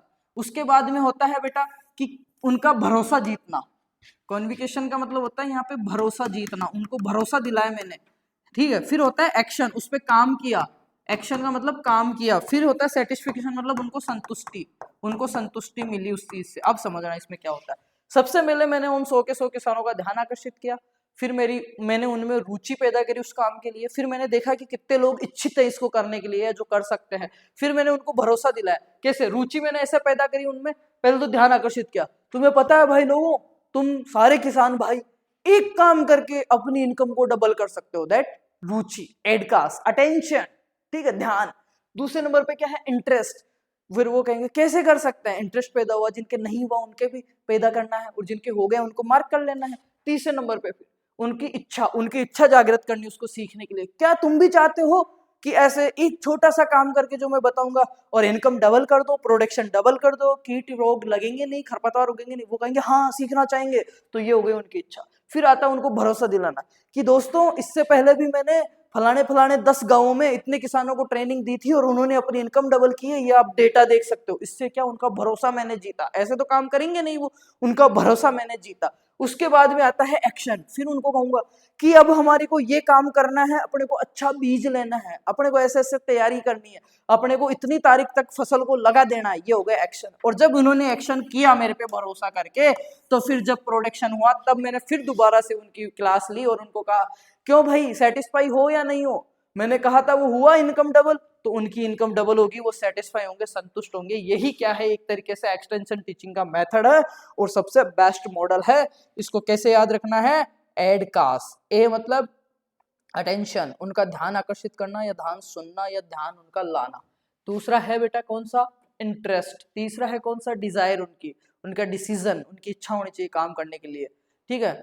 अनफ्रीजिंग, एग्जिस्टिंग बिहेवियर, है ना। उसके बाद में उनका भरोसा जीतो, ऐसे तो वो काम करेंगे नहीं, फिर उनको एक्शन करवाओ, फिर सर्टिफिकेशन भी दो, तब वो क्या है, एक सक्सेस प्रोसेस है किसकी, एक्सटेंशन टीचिंग की। अब मैं उसको शूटर को और एडकास्ट को दोबारा से समझाऊंगा, पहले अपन देख लेते हैं आगे। एक्सटेंशन टीचिंग एलिमेंट्स कितने होते हैं, 6 होते हैं। हॉरिजेंटल प्रोसेस है ये, AIDCAS, एडकास्ट, याद रहेगा बच्चा। उसके बाद में देखते हैं एक्सटेंशन स्कीम्स। एक्सटेंशन स्कीम्स, अब यहाँ से आपकी महत्वपूर्ण चीजें चालू होती है जो आपको याद करनी और समझनी है। एक पन्ना लेना है, फर्रा बना लेना है, मतलब फर्रे का मतलब दिमाग में लिख लेनी है चीजों को बेटा, ऐसे वो नहीं करना है चीटिंग, ठीक है। फर्स्ट लाइन एक्सटेंशन वर्क कौन करता है, फर्स्ट लाइन एक्सटेंशन वर्क कौन करता है पता है, ICAR। और ICAR कब एस्टेब्लिशमेंट हुआ था, ये सारी चीजें बात करेंगे। देखो सबसे पहले है ना, कृषि एवं किसान कल्याण मंत्रालय होता है, उसके नीचे कृषि एवं किसान मंत्रालय जो होता है, गृह मंत्रालय के अंदर अंतर्गत आता है, उसके अंडर होता है अपना ICAR के अंडर होती है सेंट्रल यूनिवर्सिटीज, उनके बाद में होती है यूनिवर्सिटीज, और यूनिवर्सिटीज के बाद में होते हैं अपने स्टेट के कॉलेज वगैरह। तो ये हो गया प्रोसेस अपना। कोई भी चीज आती है पहले मंत्रालय में पास होती है, फिर ICAR में उसके प्रयोग होते हैं, वहां से सेंट्रल यूनिवर्सिटीज के पास आती है, यूनिवर्सिटीज के पास आती है, फिर स्टेट के अंदर KVKs और फार्मर्स के पास आती है। ये प्रोसेस होता है, ठीक है। अब बात करते हैं, ये आपके जो सारे शब्द है ND, इसकी फुल फॉर्म क्या होती है, ये क्या है, ये चारों चीज क्या है आपकी फर्स्ट लाइन एक्सटेंशन वर्क के हैं। मतलब जो कोई भी नया काम आया उसको किसानों तक या ग्राउंड लेवल तक पहुंचाने का जो काम करते हैं वो ये 4 चीज है। पहली चीज है ND का मतलब होता है बेटा नेशनल डोमेस्टिकेशन, नेशनल डोमेस्टिकेशन का मतलब होता है किसी चीज का प्रदर्शनी करना या दिखावा करना। तो नेशनल स्तर पे इसमें क्या होता है, देखो इसका उदाहरण ये है कि AICP, all India coordinated project on national demonstration 1964 में आया था ये ND, याद रखना इसकी फुल फॉर्म की, ठीक है। नेशनल मतलब राष्ट्रीय प्रदर्शनी इसको अपन कह सकते हैं, नेशनल डेमोन्स्ट्रेशन इसको कह सकते हैं। सेकंड नंबर पे है बेटा ORP। अब ORP क्या है, देखो कोई भी नई चीज आ रही है उसको दिखाने के लिए पहली जो स्कीम है वो हो गई फर्स्ट लाइन एक्सटेंशन एजुकेशन में ND, नेशनल डेमोन्स्ट्रेशन हो गया। सेकंड हो गया ORP। ORP क्या होता है, देखो operational research project, operation research project, ये आया था 1976 में। ये आया था कब, 1976 में, ये 1964 में। याद रखना ND, नेशनल डेमोन्स्ट्रेशन जो है, डोमेस्टिकेशन है, वो आया था 1964 में। उसके बाद में ORP, ORP फुल फॉर्म याद रख लेना बेटा, ऑपरेशनल रिसर्च प्रोजेक्ट। ये कब आया था, 1976 में। और ये क्या करता है अभी आगे बताऊंगा मैं, ओल्ड जितनी भी टेक्नोलॉजीज हैं उनको अप्रूव करने में मदद करता है अपने पास, अभी आगे समझाऊंगा। तीसरा है अपना KVK, कृषि विज्ञान केंद्र, और जिसको अपन क्या बोल सकते हैं, farm science centre, farm science centre, कृषि विज्ञान केंद्र 1976, प्रथम 1976। उसके बाद में इसके बारे में डिटेल्स में बात करेंगे, यहाँ पे मैं सिर्फ वो ही सिखा रहा हूँ आपको जो फर्स्ट लाइन एक्सटेंशन में। थोड़ा बैठ जाता हूँ बेटा, कंटिन्यूटी देर से खड़ा हूँ, इससे पहले भी एक क्लास बनाई थी तो मेरा थोड़ा पैरों में दर्द होने लगा। बैठा बैठा समझा तो कोई दिक्कत नहीं है, हाँ, ताकि क्लास पूरी करेंगे अपन।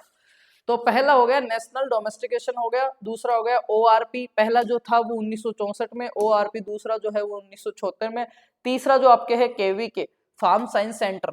देखो पहले पहले जो गृह मंत्रालय या जो अपनी सेंट्रल यूनिवर्सिटीज है वो ND करती है, नेशनल डोमेस्टिकेशन करती है। उसके बाद में आता है ORP, जो पुरानी अपने ओल्ड ट्रीटमेंट्स जो हैं, ओल्ड टेक्नोलॉजीज जो हैं उनके लिए आता है ORP। और ऑपरेशनल रिसर्च प्रोजेक्ट जो आता है वो आया 1976 में।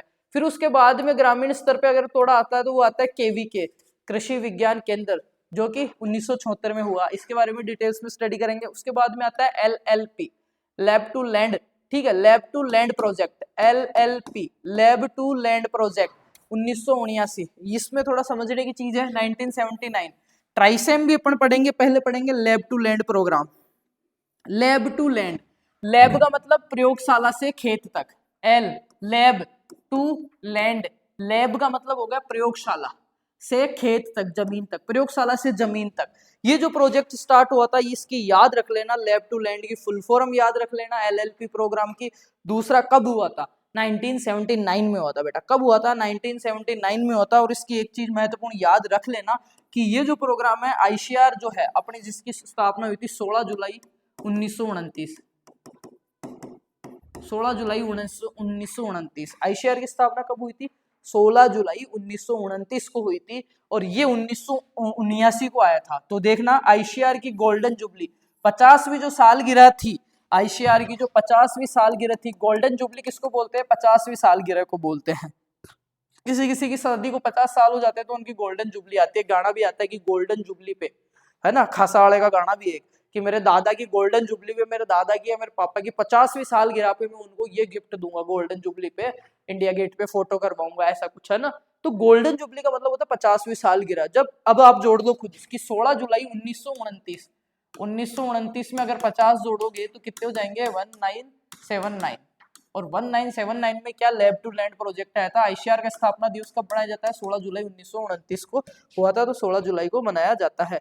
ये 4 स्कीमें बताई, 4 में से एक तो 1964 में है, ND, नेशनल डोमेस्टिकेशन, दूसरी ORP और KVK 1976 में है, और LLP, lab to land project जो है वो 1979 में है, जो कि ICR की गोल्डन जुबली पे बनाया गया था। आगे चलते हैं बेटा इसी में।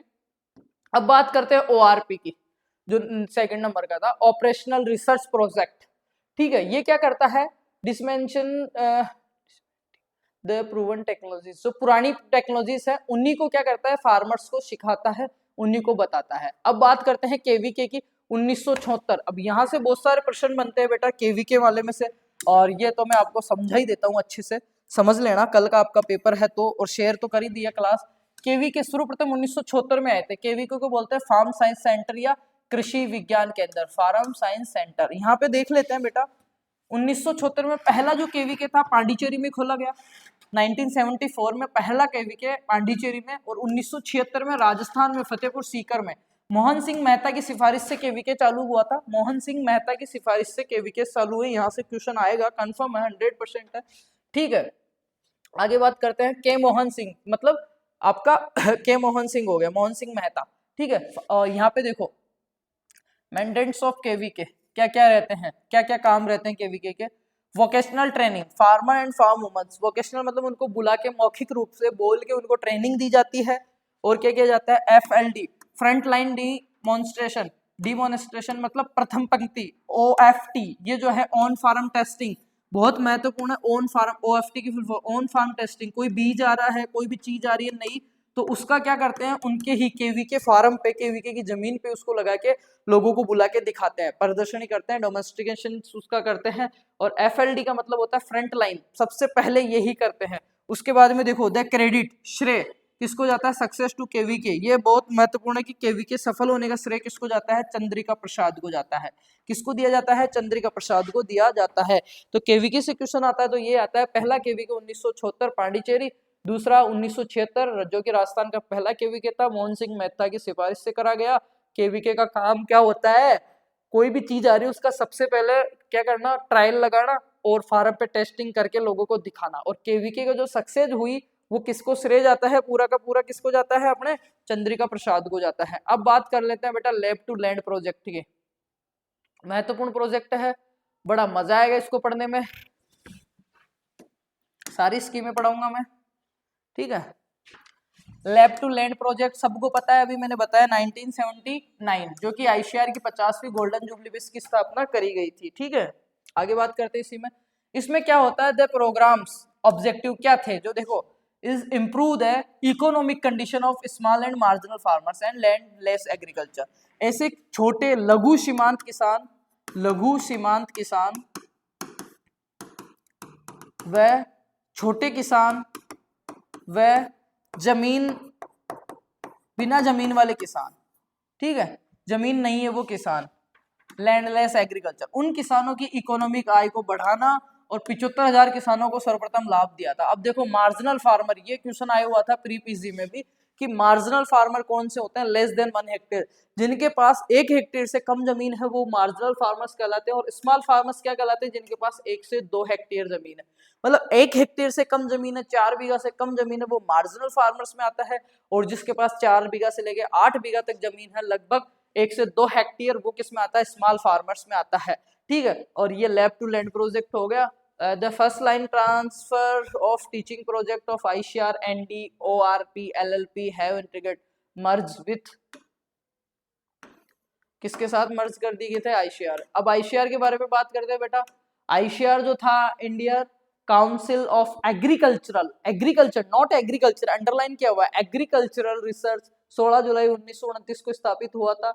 और किसकी सहायता से हुआ था, जो अपना रॉयल कमीशन आयोग है, जिसका अध्यक्ष कौन थे, लॉर्ड लियंथागो, लॉर्ड लियंथागो उसके अध्यक्ष थे, उनकी सिफारिश से रॉयल कमीशन आयोग लागू हुआ था। देखो एक चीज देखना, 1928 में रॉयल कमीशन, जो रॉयल कमीशन आयोग था वो लागू हुआ 1928 में। उस टाइम उसके अध्यक्ष जो थे वो कौन थे, लॉर्ड लियंथागो। इनकी सिफारिश से 16 जुलाई 1929 को ICAR की स्थापना की गई, Indian council of agricultural research, ठीक है। फिर IRI की हुई, कब हुई, इसका 1905, देखो Indian agricultural research institute IRI, फिर 1946, ठीक है। आगे बात करते हैं इसकी, लॉर्ड क्रूजन था, ये तुम्हारे नहीं है। अब तुम्हारे है जो वो ये देखो, इसमें आएगा बड़ा मजा, यहां से आएगा आपका क्वेश्चन, इंडिपेंडेंस एरा और post independence era. Pre independence era मतलब, प्री इंडिपेंडेंस एरा का मतलब है आजादी से पहले, और आजादी कब मिली थी, 1947। तो 1947 से पहले की स्कीम है, और पोस्ट इंडिपेंडेंस एरा 1947 के बाद की स्कीम है। और यहाँ से आपके क्वेश्चन आता है बेटा, और ये सही दिख रही है ना आपको, सही दिख रही है। चलो इसमें से अब देख लेते हैं, पहले देखते हैं 1947 से पहले पहले की जितनी भी स्कीमें आई है वो सारी यहाँ पे महत्वपूर्ण है, वो मैं भी आपको बताने वाला हूँ। चलो बात कर लेते हैं। सबसे पहले है प्री इंडिपेंडेंस, प्री का मतलब पहले, और इंडिपेंडेंस एरा मतलब आजादी से वर्षों से पहले। तो पहली स्कीम है बेटा उसमें 1903 में, कौन सी है, scheme of rural reconstruction. Rural reconstruction मतलब गांवों का पुनः निर्माण या पुनः भरण, 1934, ठीक है, 1903 में ये आई थी, ठीक है। और 1934 में इसका इंस्टीट्यूट बनाया गया, डेनियल हेलिमेंट द्वारा चालू की गई थी, हैमिल्टन, डेनियल हैमिल्टन द्वारा। उसके बाद में 1903 के बाद में स्कीम आई 1905 में, servant of Indian society, servant of Indian society, Bharat ये जो समाज है उसका क्या, सर्वेंट, नौकर। एक मिनट, हेलो, हाँ बोलिए। गुड इवनिंग बेटा, मैं क्लास में हूँ, थोड़ा रुक के करता हूँ आपको, ठीक है।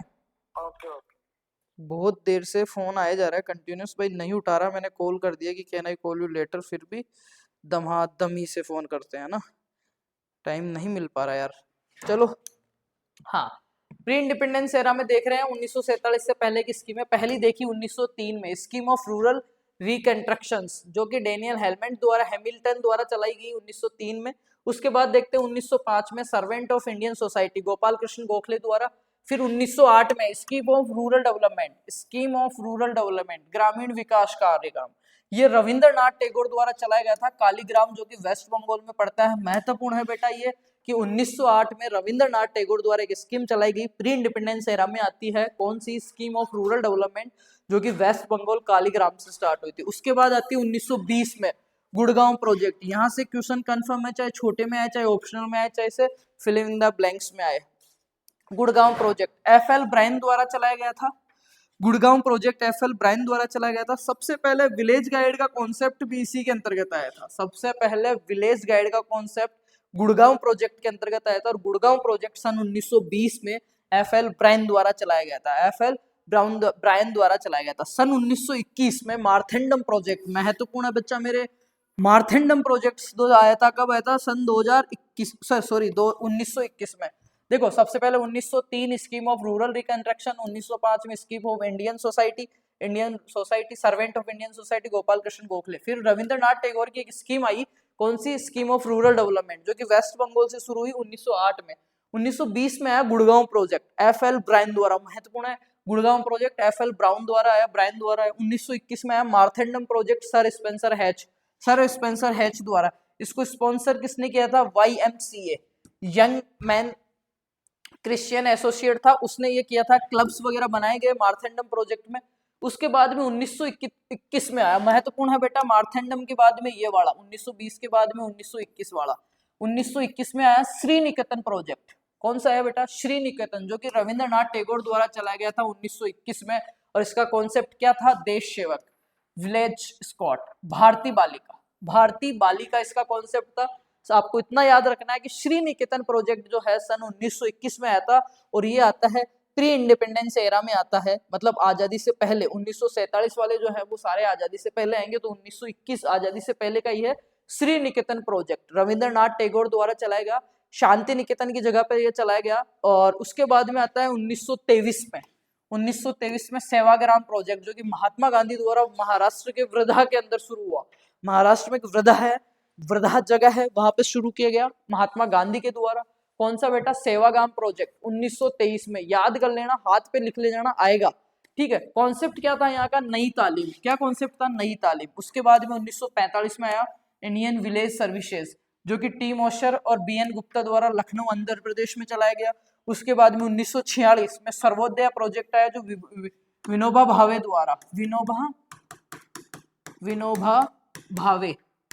द्वारा चलाया गया। उसके बाद में आया 1946 में फिरका डेवलपमेंट प्रोजेक्ट 1946। भाई देखो, 1947 से पहले के पढ़ रहे हैं, तो महत्वपूर्ण मैंने बताए, तो 1946 तक अपन आ गए। 1945 में इंडियन विलेज आया, 1923 में सेवाग्राम प्रोजेक्ट आया महात्मा गांधी द्वारा, 1921 में श्री निकेतन प्रोजेक्ट आया रविंद्रनाथ टैगोर द्वारा, ठीक है। उसके बाद में 1946 में सर्वोदय प्रोजेक्ट विनोबा भावे द्वारा, 1946 में फिरका डेवलपमेंट प्रोजेक्ट टी प्रकाशन द्वारा मद्रास में, यहाँ पे देख सकते हो, मद्रास मतलब चेन्नई, सॉरी गिर जाता अभी तो भाई, अरे राम, ठीक है। फिरका डेवलपमेंट प्रोजेक्ट टी प्रकाशन द्वारा मद्रास के अंदर पहला प्रोजेक्ट है जिसे सरकारी सहायता मिली। और इसका एम क्या था, यह 34 फिरका का मतलब होता है जैसे अपने तहसील है ना, उस तरीके से बना गई फिरका डेवलपमेंट, उनको डेवलप करने का था। टी प्रकाशन द्वारा मद्रास में शुरू किया था, पहला प्रोजेक्ट था जिसको गवर्नमेंट से क्या मिली थी, सहायता मिली थी, 1946 का था ये। उसके बाद में देखते हैं बेटा आगे, हाँ 1947 में ग्रो मोर फूड कैंपियन 1947 में एक और चला, कौन सा, ग्रो मोर फूड कैंपियन अभियान, अधिक भोजन उगाने वाला, ठीक है, ये चला। और इसके बाद भी 1948 में क्या रिव्यू कमेटी की स्थापना हुई और इसके बाद में ये हो गया 1947 से पहले पहले की चीजें। तो ये आ गई प्री इंडिपेंडेंस एरा में। अब बात करते हैं पोस्ट इंडिपेंडेंस एरा स्कीम्स, मतलब 1947 के बाद की स्कीम्स कौन कौन सी थी सरकारी, उनकी अपन बात कर लेते हैं मेरे बेटा, ठीक है, समझ में आया? चलो आ गया, ये स्कीम है, ये तो आपको याद ही करनी पड़ेगी या फिर हाथ पे लिख के लेके जानी पड़ेगी। 1948 में बात करते हैं बेटा। ओ हो ये क्या लगा गया, मैं बता दूंगा जिनको याद करनी है वो, महत्वपूर्ण मैंने बताई वो। 1948 बहुत महत्वपूर्ण है, Etawah pilot project. Etawah pilot project, इसका कॉन्सेप्ट क्या था, देखो अल्बर्ट मेयर द्वारा स्टार्ट किया गया था 1948 के अंदर। किसके द्वारा? अल्बर्ट मेयर द्वारा। अल्बर्ट मेयर द्वारा 1948 में शुरू किया गया इटावा पायलट प्रोजेक्ट। कॉन्सेप्ट क्या था इसका? विलेज लेवल वर्कर्स, विलेज के लेवल पर। स्पॉन्सर कौन कर रहा था उसको? US for programme, US pilot for programme कर रहा था इसको। और 1948 में ही एक और आया नीलाखोड़ी प्रोजेक्ट। नीलाखोड़ी प्रोजेक्ट मजदूर मंजिल आंदोलन के नाम से भी इसको जाना जाता है। नीलाखोड़ी प्रोजेक्ट या मजदूर मंजिल आंदोलन 1948, याद रखना। ये किस में आता है? पोस्ट इंडिपेंडेंस एरा के अंतर्गत आता है। पोस्ट इंडिपेंडेंस एरा के अंतर्गत आता है नीलाखोड़ी प्रोजेक्ट, मजदूर मंजिल आंदोलन एस के डे द्वारा। किसके द्वारा बेटा? एस के डे द्वारा किया गया। और इसमें क्या किया गया, देखो नीलाखोड़ी प्रोजेक्ट, मजदूर मंजिल आंदोलन। जब भारत और पाकिस्तान के पार्टीशन हुए थे, बंटवारा हुआ था, तो बहुत सारे ऐसे रिहेबिटेटेड वो थे जो निकाल दिए गए थे, प्रवासी थे, उनको क्या किया गया था? 7,000 से अधिक रिफ्यूज किया गया था उनको, यहाँ पे उनको रखा गया था, उनके लिए भोजन और घरों की व्यवस्था की गई थी। नीलाखोड़ी प्रोजेक्ट जो कि किसके? एस के डे द्वारा चला गया था। महत्वपूर्ण है मेरे बेटा, एस के डे द्वारा, एस के डे द्वारा। वेट ए मिनट, क्या भेज दिया इन लोगों ने? एक्चुअल में क्या है, मैं ये अपने स्टूडियो से नहीं कर पा रहा हूँ क्लासें, अभी एमपी से क्लासेस कर रहा हूँ मैं, जैसे भी बन पा रहा है। तुम्हारा पेपर है, कुछ क्लासेस नहीं कर पाया, फिर भी कोशिश है कि करते हैं।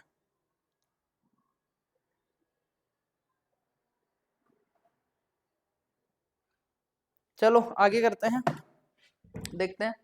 तो दो मैंने बताया, इटावा पायलट प्रोजेक्ट जो कि अल्बर्ट मेयर द्वारा 1948, बहुत महत्वपूर्ण है।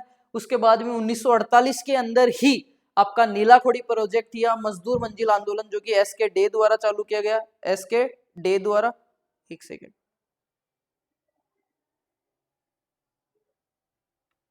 क्या क्या भेज देते हैं पागल लड़के, ठीक है। नीलाखोड़ी प्रोजेक्ट, मजदूर मंजिल आंदोलन एस के डे द्वारा, और 7,000 वो थे प्रवासी थे उनको। फिर उसके बाद 1981 भूदान प्रोजेक्ट, भूदान मूवमेंट प्रोजेक्ट, और ये किसके द्वारा चालू किया गया था? विनोबा भावे द्वारा। सर्वोदय प्रोजेक्ट के तहत ही था ये। विनोबा भावे का 2 जगह नाम आ चुका है, एक तो पोस्ट में, एक प्री में, ठीक है। उसके बाद में grow more food energy committee, energy committee, inquiry committee बैठी, वो की वी टी कृष्णमचारी ने, कृष्णमचारी ने। उसके बाद में आता है सीडी, आपका महत्वपूर्ण है, इंपोर्टेंट लिखा हुआ है आपका बेटा, कौन सा आता है? CD, community development, CDP, community development programme, जो कि 1952 में आया था आपका। सीडीपी राजेंद्र प्रसाद के द्वारा आया था, कम्युनिटी डेवलपमेंट प्रोग्राम। ये देखो कॉन्सेप्ट क्या था? Village level worker. CDP was for running programme of Etawah pilot, for runner programme Etawah pilot project, जो कि राजेंद्र प्रसाद द्वारा था। इसमें क्या किया गया था आपका? उसके बाद में आया था 1953 में national extension services, NES, national extension services, national extension services कब आया था आपका? 1953 में, 1952 अक्टूबर 1952, कम्युनिटी डेवलपमेंट प्रोग्राम, याद रखना बेटा। हाँ ये आ गया कम्युनिटी। फिर 1954 में आया CDB, वो था CDP, कम्युनिटी डेवलपमेंट प्रोग्राम, ये था CDB, कम्युनिटी डेवलपमेंट ब्लॉक। ये जो हुआ स्टार्ट वो हुआ 1954 में। फिर आया 1957 के अंदर आपका बहुत ही महत्वपूर्ण पंचायती राज, पंचायती राज स्कीम, जो लागू हुई 2 अक्टूबर 1959 को, 1959 को, ठीक है। और 3 टायर सिस्टम था, त्रिस्तरीय था। पहला था इसमें 3 स्तरीय था, पहला डिस्ट्रिक्ट, तहसील और विलेज। पहला डिस्ट्रिक्ट, तहसील, जिला, तहसील और गांव के स्तर पे थी। जिला के ऊपर पे सबसे महत्वपूर्ण था जिला कलेक्टर और एडमिनिस्ट्रेटर, तहसील में SDM और प्रधान, और विलेज में ग्राम सेवक और सरपंच इसमें रखे गए। सबसे पहले 2 अक्टूबर 1959 को नागौर में लागू, 1959 को नागौर में लागू किया गया। जवाहरलाल नेहरू के द्वारा नागौर में, राजस्थान के नागौर में सबसे पहले लागू किया गया था ये पंचायती राज सिस्टम, जो कि 3 टायर सिस्टम था, त्रिस्तरीय सिस्टम था, जिसमें 3 भागों में बांटा गया था। डिस्ट्रिक्ट, तहसील और विलेज। और सबसे पहले पूरे इंडिया में अगर कहीं पर लागू हुआ था पंचायती राज तो पूरे राजस्थान में सबसे पहले कहाँ हुआ, 2 अक्टूबर 1959 को नागौर राजस्थान में हुआ था। जवाहरलाल नेहरू ने किया था, और किसकी सिफारिश से बेटा, बलवंत सिंह मेहता की सिफारिश से, बलवंत सिंह मेहता। फिर आता है इंडो-अस टेक्निकल आर्गुमेंट, ठीक है, 55 न्यू सीडीपीस थी, ये आपके काम का नहीं है, थोड़ा डीपली हो जाएगा। उसके बाद में आता है T&V सिस्टम, बहुत ही महत्वपूर्ण है, lab to land system, KVK, CDP, CDB, मजदूर मंजिल आंदोलन, और आपका सर्वोदय ग्राम प्रोजेक्ट, और आपका Marthandam project, Etawah pilot project, ये सबसे महत्वपूर्ण चीजों में आपके आते हैं। Lab to land project, T&V system, training and visit system, 1973 के अंदर ये आया था, सबसे पहले तुर्की के अंदर आया था, टर्की में। भारत में जो ये आया था, इसको ये क्वेश्चन भी आता है कि सबसे पहले सरकारी सहयोग किसको मिला था, तो मैंने बताया अभी पीछे। और वर्ल्ड बैंक ने किस प्रोजेक्ट को फंड किया था, T&V सिस्टम को, training and visit system, full form याद रखना, 1974 में आया था। और भारत में सबसे पहले लागू हुआ सबसे पहले 1973 में टर्की में आया, उसके बाद में भारत में लागू हुआ था ये 1974 के अंदर, डेनियल बेनियर द्वारा चलाया गया, डेनियल बेनर द्वारा। और टॉप डाउन अप्रोच भी कहा जाता है इसको, T&V, training and visit, top down approach भी इसको कहा जाता है, ये याद रखना। T&V जो सिस्टम है मेरे बच्चा, T&V सिस्टम है, वो डेनियल बेनर द्वारा 1974 में इंडिया में लागू किया गया। उसके बाद में आगे चलते हैं बेटा, रूरल डेवलपमेंट प्रोग्राम्स, इसके बारे में स्कीम्स देख लेते हैं। बाकी इसमें भी बहुत अच्छे अच्छे प्रोग्राम है जो आपके सिलेबस में दिए हैं और आपको पूछे जाते हैं, ठीक है। बात करते हैं, पहला है IADP, इसकी फुल फॉर्म देख लो, intensive agricultural district program, intensive agricultural district program, Hindi में तो आप याद नहीं कर पाओगे राम, इसी को कर लेना, इंटेंसिव एग्रीकल्चरल डिस्ट्रिक्ट प्रोग्राम। ये कब चालू होता, खरीफ 1960 के अंदर, खरीफ 1960 में चालू हुआ। और सेकंड नेम इसका क्या था, पैकेज प्रोग्राम, इसका ही दूसरा नाम क्या था, पैकेज प्रोग्राम के नाम से भी जाना जाता है। आपके पास तो इतना आएगा कि IADP की फुल फॉर्म बताइए और कब चालू हुआ था और क्यों हुआ था, क्या इसका वो था। तो जो IADP आपका है बेटा, IADP, फिर से कॉल, ये बच्चे पढ़ाने नहीं देंगे। IADP जो है आपका इंटेंसिव एग्रीकल्चर डिस्ट्रिक्ट प्रोग्राम, खरीफ 1960 में, सेकंड नाम था पैकेज प्रोग्राम। ये इसका मेन ऑब्जेक्टिव था, वो था लिंक फार्म प्रोडक्ट्स। स्लोगन जो इसका था वो था batting on the strong horse, batting करो पर सबसे मजबूत घोड़े पे, स्ट्रॉन्ग हॉर्स पे।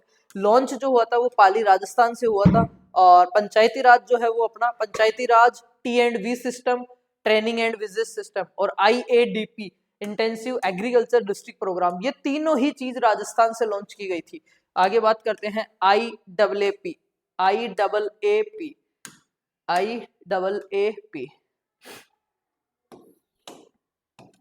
इंटेंसिव एग्रीकल्चरल एरिया प्रोग्राम, ये 1964, कब बेटा, 1964 में, बैठ जाता हूँ समझा देता हूँ आपको, ये 1964 में आया। कौन सा, IAAP, intensive agricultural area programme, 1964।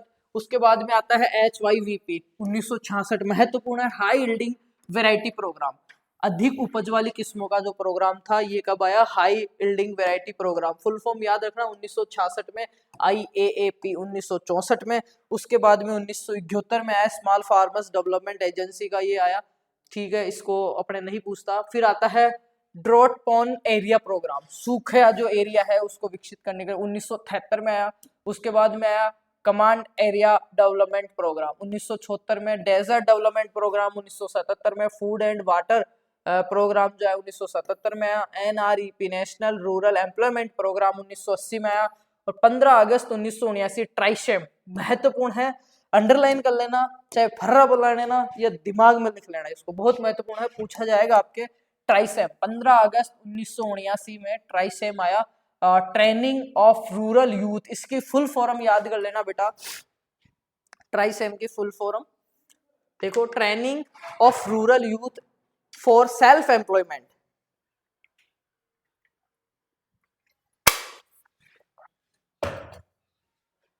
बहुत ही महत्वपूर्ण प्रोग्राम था ट्राइसेम 1979, training for rural youth for self employment के लिए, ठीक है। रूरल यूथ को क्या किया गया था, सेल्फ एम्प्लॉयमेंट के लिए ट्रेनिंग दी गई, उसको 1979 में ट्राइसेम बोलते हैं। शुरुआत में 2 लाख लोगों को ट्रेनिंग दी गई, यूथ एज जो थी 18 से 35 एज ग्रुप को रखा गया। फिर आया IRDP, महत्वपूर्ण बेटा 1978 याद रखना और 1979 याद रखना। 79 में ट्राइसेम याद रखना, 78 में IRDP याद रखना, integrated rural development programme. Basic unit of development इसका क्या था, CD ब्लॉक्स थे, और ठीक है कम्युनिटी डेवलपमेंट ब्लॉक्स जो थे वो IRDP, integrated rural development programme. IRDP 1978। आगे चलते हैं, ट्राइसेम 1979। उसके बाद में आता है बेटा आपके NAEP 1979 में, नेशनल अडल्ट एजुकेशन प्रोग्राम। उसके बाद में आता है आपका Dwarka DWACRA, development of women and child in rural areas 1982 में। फिर आता है 1983 के अंदर NAEP, national agriculture extension project. उसके बाद में आता है 1986 में महत्वपूर्ण TMO, technology mission on oil seeds. फिर आता है नेशनल ये क्या लिखा हुआ है, टेक्नरी मिशन, सर्व शिक्षा अभियान 6 से 18, ये तो सरकारी अभियान है, ठीक है। अब बात करते हैं एडकास्ट, जो मैंने बताया था एडकास्ट, अटेंशन, इंटरेस्ट, डिजायरेबल, ये चीजें, ठीक है। CAS, भरोसा, एक्शन और सर्टिफिकेशन। एडकास्ट एक महत्वपूर्ण मॉडल है जो ये बताता है कि किसानों को, शिक्षार्थियों को नई तकनीक, प्रैक्टिस और जानकारी कैसे प्रभावी रूप से सीखी जाए। ए का मतलब होता है अटेंशन या ध्यान आकर्षित करना, ई का मतलब होता है इंटरेस्ट, डी का मतलब होता है डिजायर, इच्छा पैदा करना, सी का मतलब होता है कॉन्विकेट, विश्वास बनाना, एक्शन, उनको क्रिया को अपनाए, उनको विश्वास दिलवाएंगे जब किसान अपनाएगा, फिर उसको सेटिस्फाई या संतोष देना। तो ये मैंने सिखाया था, अब यहाँ पे मैं बैठ के पढ़ा देता हूँ, मेरी हिम्मत नहीं बची है बेटा इतनी, क्योंकि ये है रिकॉर्डिंग क्लास। इससे पहले मैंने एक एग्रीकल्चर सुपरवाइजर की क्लास ले ली 2 घंटे की, और 1 घंटा 22 मिनट ये हो गया, तो 3 घंटा 22 मिनट नॉन स्टॉप में कैमरे के सामने अकेले बोले जा रहा हूँ, मेरी एनर्जी पूरी खत्म हो चुकी है। चलो कोई नहीं, कल का आपका पेपर है। अटेंशन, ध्यान आकर्षित करना, ये क्या पढ़ रहे हैं, एडकास्ट जो 6 वाला था अपना मॉडल, वो पढ़ रहे हैं अपन। किसने दिया था कमेंट कर देना, मैंने बताया था। इस चरण में किसान या शिक्षार्थियों का ध्यान खींचा जाता है, कैसे, रोचक उदाहरण देके, चित्र या मॉडल दिखा के, समस्या आधारित शुरुआत करके, ऐसे। ये अटेंशन वाला दोबारा आ गया क्या, ये आ गया। कैसे खींचा जाएगा, देखो उदाहरण, क्या आप जानते हैं केवल सही बीज उपचार से 15 से 20% तक पैदावार बढ़ जाती है, ऐसा बोलेंगे तो सबका ध्यान आकर्षित करेंगे।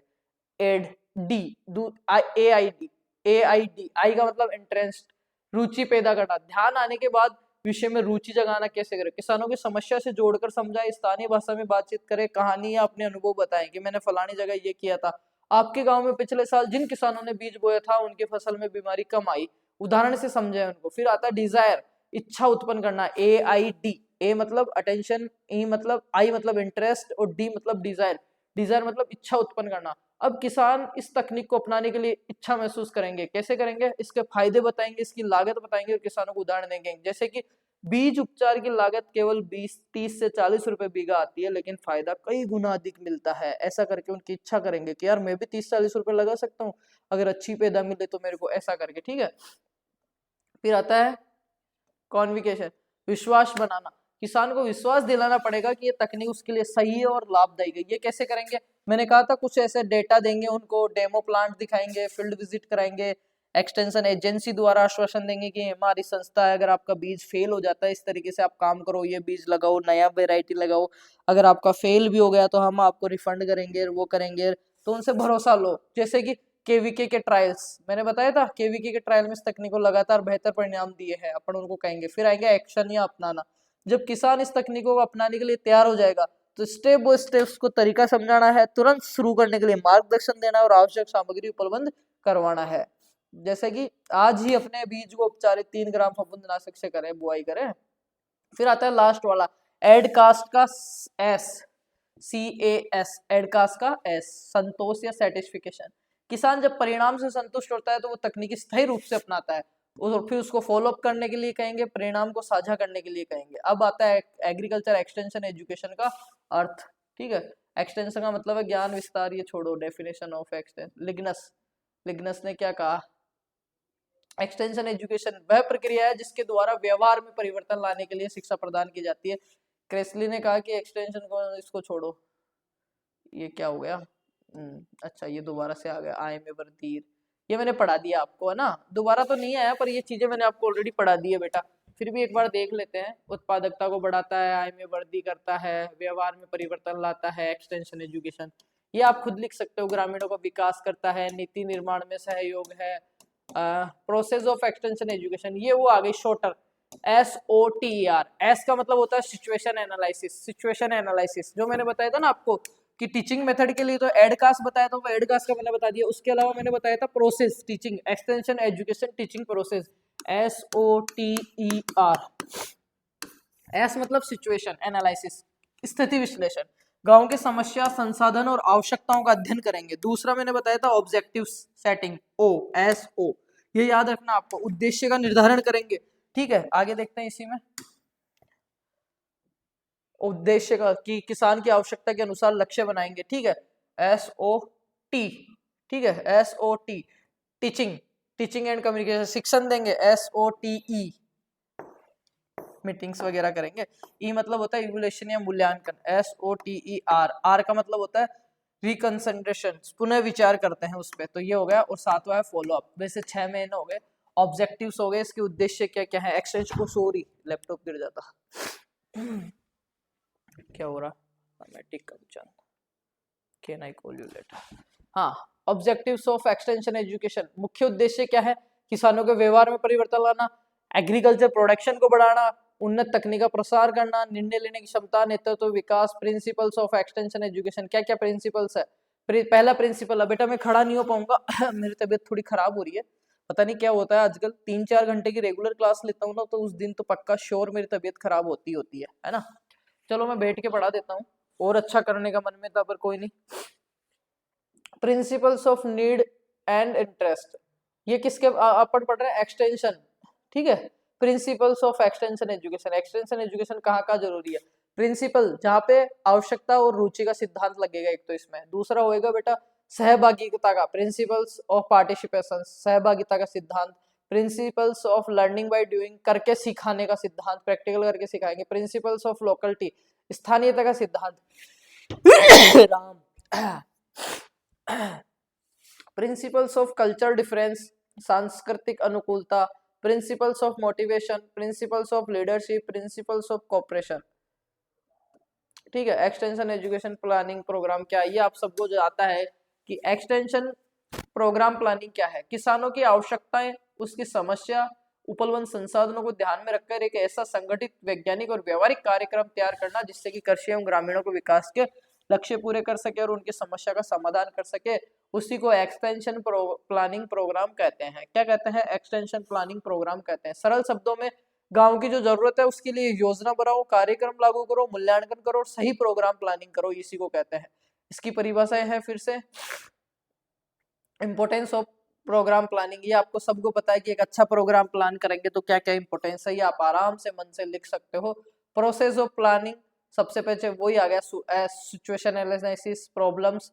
सबसे पहले तो वहाँ की समस्या देखे, गांव की समाज, वहाँ की सिचुएशन देखेगी, गांव की क्या सॉरी यार तबीयत ज्यादा खराब हो रही है, कोई नहीं, इस को तो पूरा करता हूँ मैं ना। सिचुएशन ऑफ एनालिसिस, वहाँ का स्थिति विश्लेषण करें, गांव की सामाजिक आर्थिक और उनकी स्थिति देखें, फिर उनकी प्रॉब्लम से आइडेंटिफाई करें, उनकी समस्याएं क्या है, फिर उनकी फिक्सिंग प्रॉपर्टीज करें, प्राथमिकता निर्धारण करें कि सबसे पहले मेरे को कौन सी चीजों पे काम करना है, फिर सेटिंग ऑब्जेक्टिव्स करें कि किस तरीके से मेरे को काम करना है, फिर प्लानिंग प्रोग्राम का निर्माण होता है कि क्या क्या गतिविधियां होगी, कैसे होगी, कब होगी और कौन करेगा। कि जैसे ये सारी चीजें करने के बाद कि मेरे को वहाँ की समस्याएं पता चल गई, मेरे को वहाँ के संसाधन पता चल गए, वहाँ पे मेरे को सबसे पहले किस पे काम करना है, फिर मेरे को ये करना है कि कैसे करना है, इनको कब करूंगा और कौन करेगा, इम्प्लीमेंट करना होगा, प्रोग्राम को चलाना होगा, उसके लिए डेमोन्स्ट्रेशन करने पड़ेंगे, ट्रेनिंग, ग्रुप डिस्कशन, मीटिंग्स होगी। Principles of extension programme planning, इसके लिए क्या क्या प्रिंसिपल्स है, एक तो है ग्रास रूट अप्रोच, ये जड़ तक, ग्राउंड लेवल तक कपड़े को उनका ढूंढना होगा। उसके बाद principles of participation, principles of facts, flexibility, ये यहाँ पे देखते हैं। एक्सटेंशन प्रोग्राम प्लानिंग, एक सेकंड रुको यार, तो अरे राम,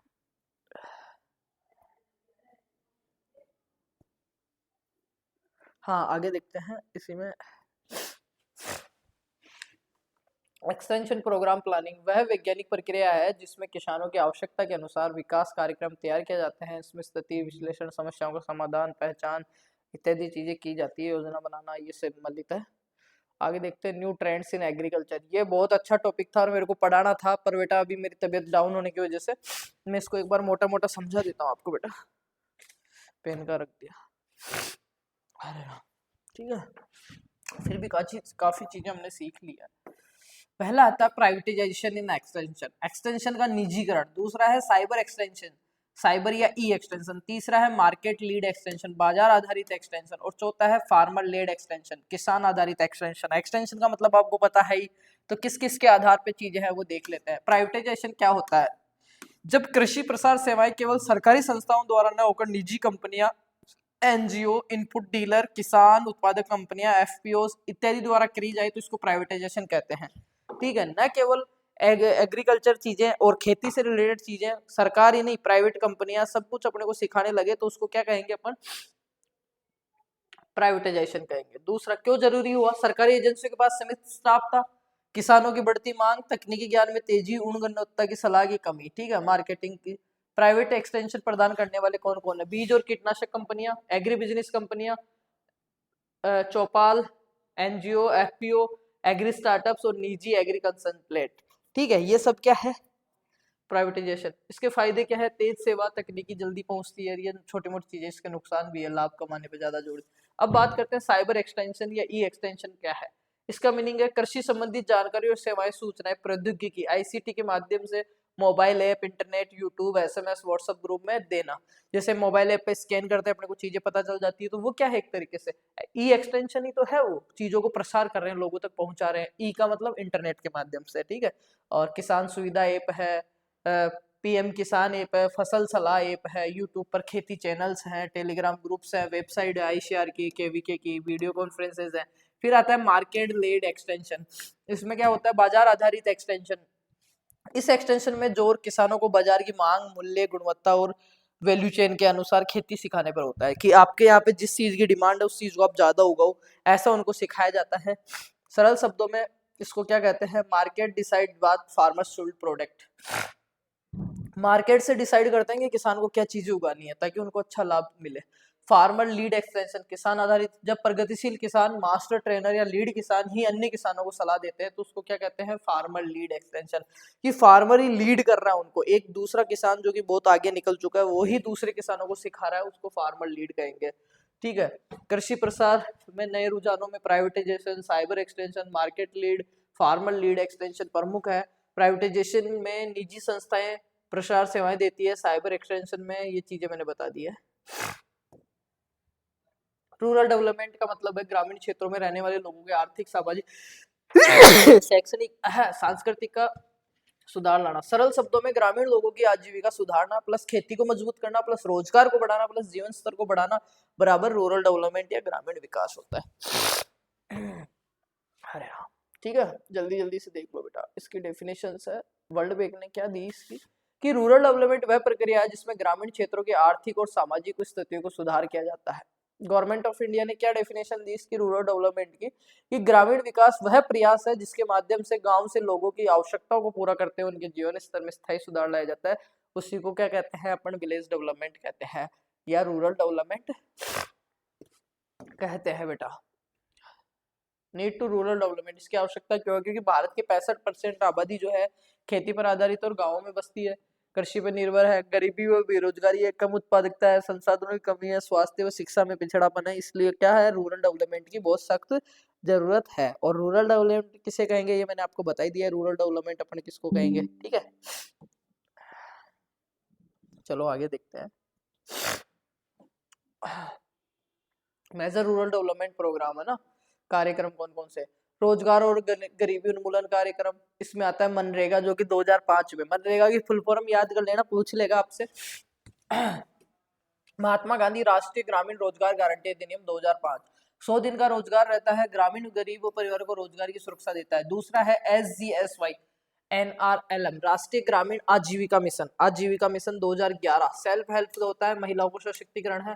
उसके बाद में प्रधानमंत्री रोजगार सृजन कार्यक्रम PMEGP, उसके बाद में ग्रामीण आवास कार्यक्रम में PMAYG, प्रधानमंत्री आवास योजना ग्रामीणों के लिए, ठीक है, एक एक पक्का घर बनाती है, शौचालय देती है। उसके अलावा ये कृषि और प्राकृतिक संसाधनों के कार्य में है। प्रधानमंत्री कृषि सिंचाई योजना है, हर खेत को पानी, इसका स्लोगन है। ड्रिप आदि पे क्या करती है, अपने को वो देती है, सब्सिडी देती है। RVKY राष्ट्रीय कृषि विकास योजना है। उसके बाद में NFSMN राष्ट्रीय खाद्य सुरक्षा मिशन है। बुनियादी ढांचे के लिए PMGSY प्रधानमंत्री ग्राम सड़क योजना सन 2000 में आई थी, गाँव में पक्की सड़कें बना रहे हैं। सामाजिक विकास कार्यक्रम में स्वच्छ भारत मिशन है, स्वच्छ भारत मिशन ग्रामीण का जो शौचालय बनाता है। मिड डे मील जो सरकारी स्कूलों में आती है पोषण सुधार के लिए, ठीक है। ICDS समेकित बाल विकास योजना आंगनबाड़ी वगैरह हो गई। फिर आता है यूनाइटेड नेशंस के कम्युनिटी डेवलपमेंट प्रोग्राम आदि, ठीक है, ये हो गया। इसके अलावा क्या है इसमें, ये कुछ कम्युनिटी डेवलपमेंट प्रोग्राम की स्कीमें हैं। देखिए CDP मैंने पहले भी बता दिया, ये तो कम्युनिटी डेवलपमेंट प्रोग्राम 1952 में हुआ था। National extension service 1953, integrated rural development IRDP 1978, दोबारा से याद कर लेना उनको, IRDP 1978। ट्राइसेम 1979 मैंने बताया था आपको, 2 लाख लोगों को रोजगार दिया गया, ठीक है। इसके बाद में ये क्या है, रूरल डेवलपमेंट ग्रामीण जनता के सर्वांगीण विकास की प्रक्रिया है, जिसमें कृषि, शिक्षा, स्वास्थ्य, रोजगार और बुनियादी ढांचे का विकास शामिल है। इसमें ये प्रोग्राम है जो मैंने आपको बता ही दिया है बेटा। तो ये यहाँ तक अपना लगभग होता है। आगे मैं चीजें पढ़ाता, मेरे पास नोट्स हैं, प्रिपेयर है सारी चीजें, पर बेटा तबीयत अब खराब हो रही है। फिर भी 1 घंटा 35 मिनट अपने देखा है, सारे दोस्तों के साथ शेयर कर देना नेक्स्ट निमेटोलॉजी की, और आपकी जो प्रोबेमेटिक सोइल्स है उनकी क्लासेस मिल जाएगी आपको। Thank you so much and best of luck, love you. सारे भाइयों को शेयर करना, प्यारा सा कमेंट करना मत भूलना। थैंक यू, बाय, मिलते हैं नेक्स्ट निमेटोलॉजी में।